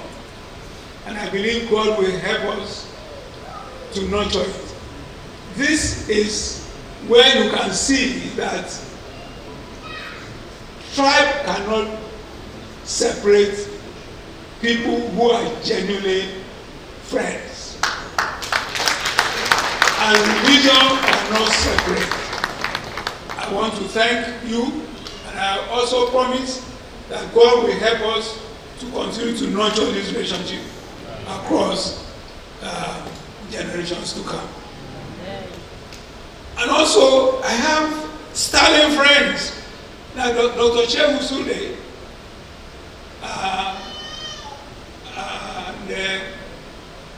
he was here earlier on. Dr. Shehu Sule. He's here. Right. He was my junior in secondary school, in the university, in teaching us in our medical school. At the game, we came together right from the ABU Hospital, Kaduna, and by the time I got to Borno State, he was there. He was the chief medical officer in the State Tertiary Hospital, and we have been together like two brothers all this while. I will also not forget in a hurry our late Abandon Awan, a man of peace, a man of unity, an exceeding brilliant man. He was a good friend. And up to today, we are keeping up the relationship with the family. I can go on and on and on and on. And so I want to thank the people of Borno State for the warm environment, the enabling environment that they have allowed me to show the little that God has put in me to help the people. And the Lord will continue to make Borno State greater and greater. I would also want to mention again former minister for all you have done for me. And there is an in-law of Borno State who is there also, Jamiu Abiola. And Jamiu Abiola. Right. Now, when Jamiu wanted to marry in Borno State, so he looked for a significant Yoruba man who would be the what they call Alarina in Yoruba land. So in other words, the connection between. So that was how it happened, and we have remained so close. So he married from the Kamsalem family, and God has helped us to do what is necessary to do. And so, on this note, I also want to salute my elders who are octogenarians and above, that I want to register to be a member of the 8th floor. I hope I'm permitted and I'm granted to be one of you. And God will help us to continue to live in good health.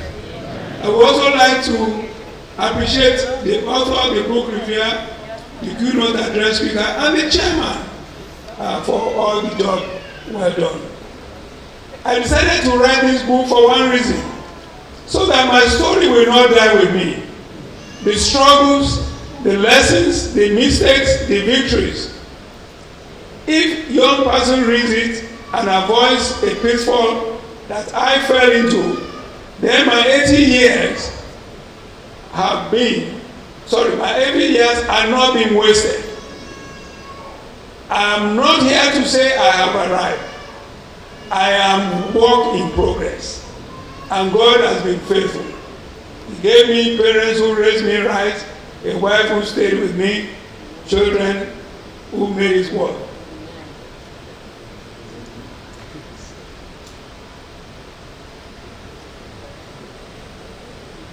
Thank you very much. I also would want to continue to remain who I am in service to humanity anywhere God finds me. And I want to humbly say that the little that God has helped me to achieve in my lifetime is because of all of you and other people out there. And I want to say a very big thank you to all of you. And I will not forget in a hurry some of my very good friends, Baba Ganasana and Ambassador Mustafa Sam in Borno State. I can go on and on and on and on.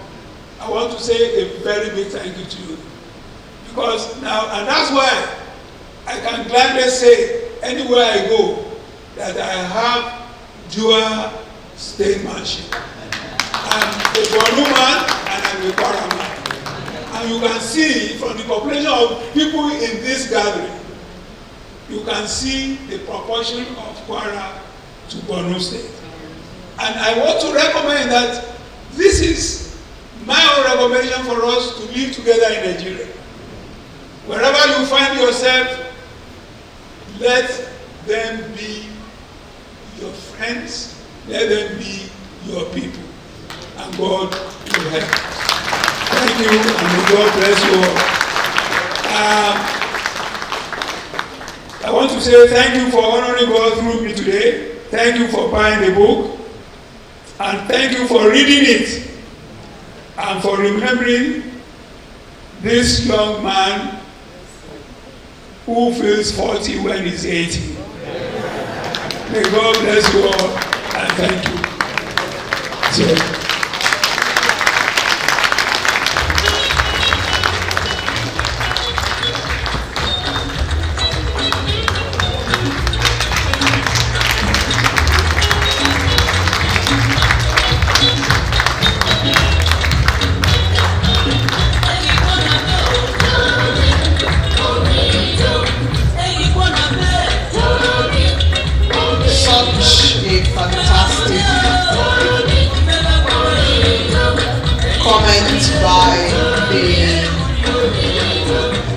celebrant, which we have enjoyed so very much. If you left him alone, you talk about everybody in Borno that has touched his life. It's absolutely beautiful to see how one man can become a member of a family in Borno State just by taking a wife.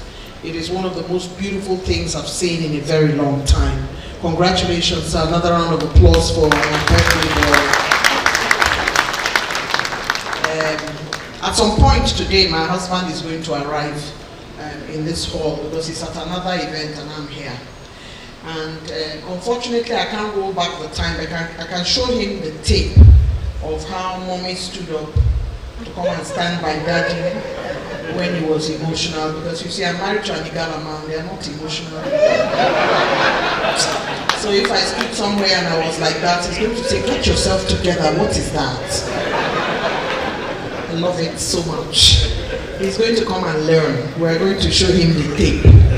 So that he can learn. I don't know, we're neighbors, small. You know, Igbo people are alpha male themselves, so sometimes they too, they tell their wife, my friend, please, you know. Anyway, we congratulate you, sir. It's beautiful to see. Beautiful. I'd like to announce Police Service Commission's 10 copies for 1 million naira from my brother, Namani, Secretary, Police Service Commission. My Lord Honorable Justice Bata Ukumbi was our acting chair. So Mr. Nyimchi is here. Mr. Namani, he has sent in 1 million naira as his contribution in support of the book. Your Excellencies, very distinguished ladies and gentlemen, I don't intend that we will stay here beyond 30 minutes after now. They have prepared our meals. As you leave the room, they will hand you a little box that has something that would refresh you. We thank you, sir, for that thoughtfulness. I'm so sorry, I cannot leave this hall without thanking this lady, without appreciating her. When the program was being put together, and one of my staff, are you here?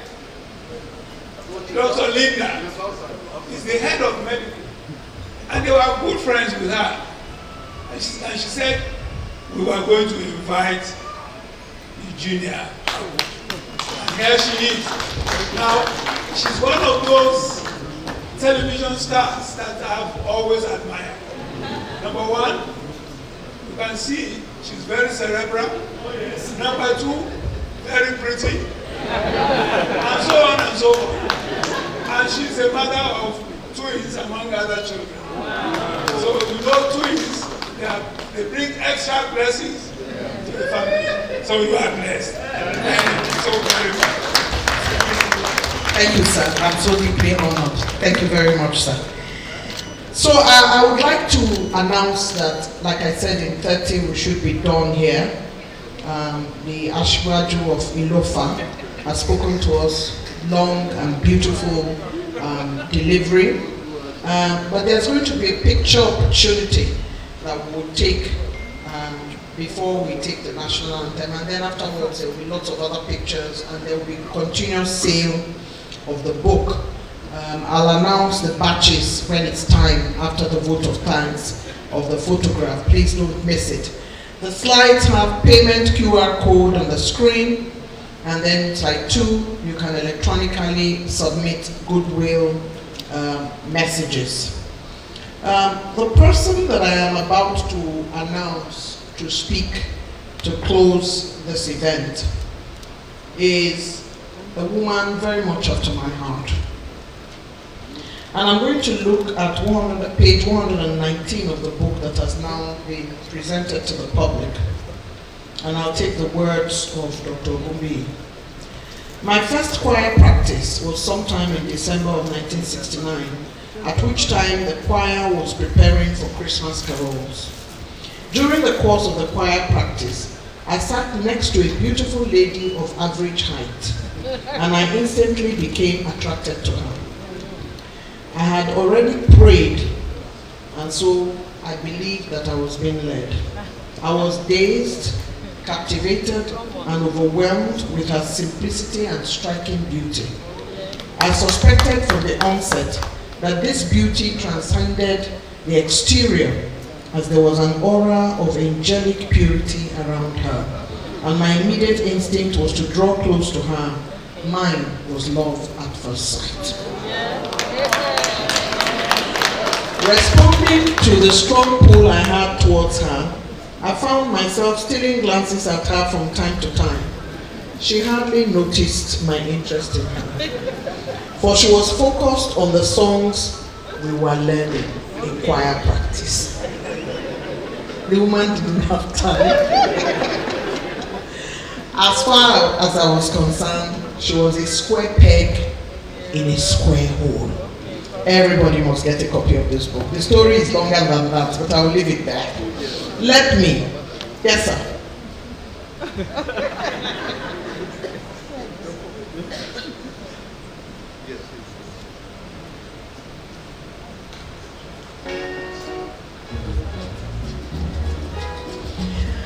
Dr. Sam Ogumbi will deliver the vote of thanks on behalf of the family. In the meantime, I was in the throes of celebrating Honorable Justice Clara Bata Ogumbi, so let me conclude that celebration. Former Justice of the Supreme Court of Nigeria, she is widely recognized as a trailblazer in the Nigerian judiciary, particularly for advancing women's rights and becoming the first female judge from Nigeria's northeast to rise to the Supreme Court. In 1987, she became the first female High Court judge in Ondo State and the entire northeast region of Nigeria. She is known for her Christian faith and philanthropic work through the Ezekiel and Clara Foundation, which supports widows, orphans, and other vulnerable members of the society. The wife of the good man we celebrate today, please celebrate Honorable Justice Clara Bata Ogumbi. Thank you, ma'am. It's time now for me to invite Dr. Sam Ogumbi to come and deliver the vote of thanks.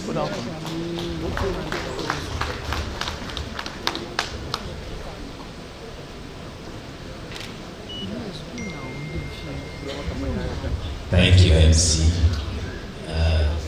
You've done a fantastic job, MC, I must say, and it's been wonderful hearing you speak. It's a privilege for me to follow on and speak after my dad, and also a privilege to speak for my mom. They are both my heroes and my role models. And I'm thankful to be able to give this vote of thanks. I'll start from the beginning.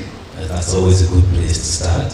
So, Your Excellency, the former Head of State, General Yakubu Gowon. So I met you when I was like this with my uncle, late Captain Bahal, who piloted you for many years. And thank you for your service. Your Excellency, former President of Nigeria, Dr. Jonathan Goodluck, represented by His Excellency, the former President of the Senate, distinguished Senator Pius Anyim,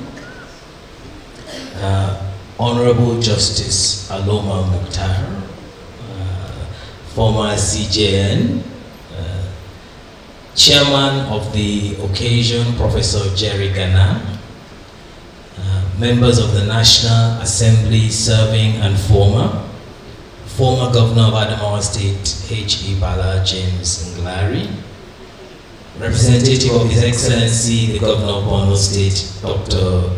Baba Gana Malam, one of my mentors. He's paying it forward. Former ministers, my spiritual fathers, the keynote speaker, the book co-author, Barrister Olubenga Owa, traditional rulers represented by the Alofa of Ilofa, His Royal Highness Engineer Samuel Ni Dada. On behalf of my mother, Honorable Justice C.B. Ogumbi, my siblings, the grandchildren, the wider Ogumbi and Shalangwa family, we would like to thank and first of all appreciate Borno State for providing the great community and support over the years, and also the great gift towards the book launch. We'd like to thank all the dignitaries, thank you so much for carving out time from your tight and busy schedules and prioritizing this occasion and honoring us with your presence. We really appreciate it. We'd like to thank the local organizing committee and the whole team for doing a fabulous job organizing this great occasion, and the indefatigable MC for today, who's done a great job.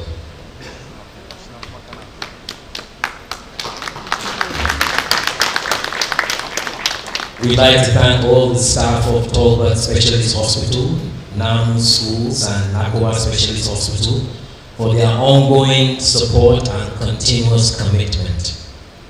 We'd like to thank all our friends and extended family members that have taken the time to be here today. And we'd also like to thank everyone who has come to be a blessing to the celebrant and us as a family. I pray that God will meet each and every one of you at your point of need and also take you back home safely. God bless you and thank you.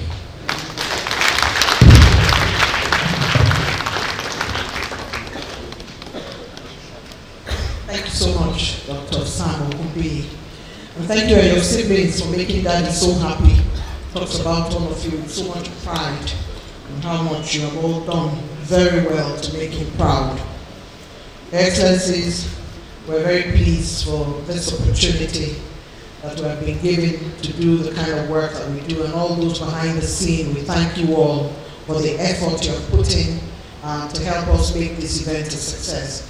It's an afternoon on Saturday and you're all still here in your numbers. It's incredible. I want to thank you all. Please let's give ourselves a very big round of applause for staying through. Mr. Chairman, sir, a very distinguished Senator Mongolo, who have been sitting through this ceremony, we appreciate you. The representative of the governor, who has sat through, and of course Mrs. Tahal, the sister of the wife of our celebrant, to thank you, ma'am. We cannot but thank His Excellency, the Head of State, General Yakubu Gowon, former Head of State and the Mother of the Nation. We appreciate you, sir, for your patience. Thank you. And of course, the celebrant and his wife, who are shining like a million stars today. I'd like to make a request with the permission of Mr. Chair. My head of team and executive assistant, Mr. David Odenride, is taking a wife in the northeast. You know, David Odenride found his wife in Tarabasa. So history is about to repeat itself. Yes, sir, we will just come and lie down for advice from yourself and Alhaji Abiola, so that we will know how to. We started doing the work, but we will know how to do what we need to do in the northeast, using you as a guide. David, come here, come and lie down here, so that they will see you. The man who wants to take a wife from northeast, so that we can be preparing him well before we get to the place. We are truly grateful. It's time now for us to do the quick photography before we take the national anthem, so we can end this event, but not the sale of the book. I'd like to call on the first, second, and third row, which means that Your Excellency, sir, you will step forward with the guests, with Mr. Chair, and everybody in the first, second, and third row. I'd like to call for this to be moved away so that we can have the photograph here. Thank you, David. Our photographers, you have to be quick at this point.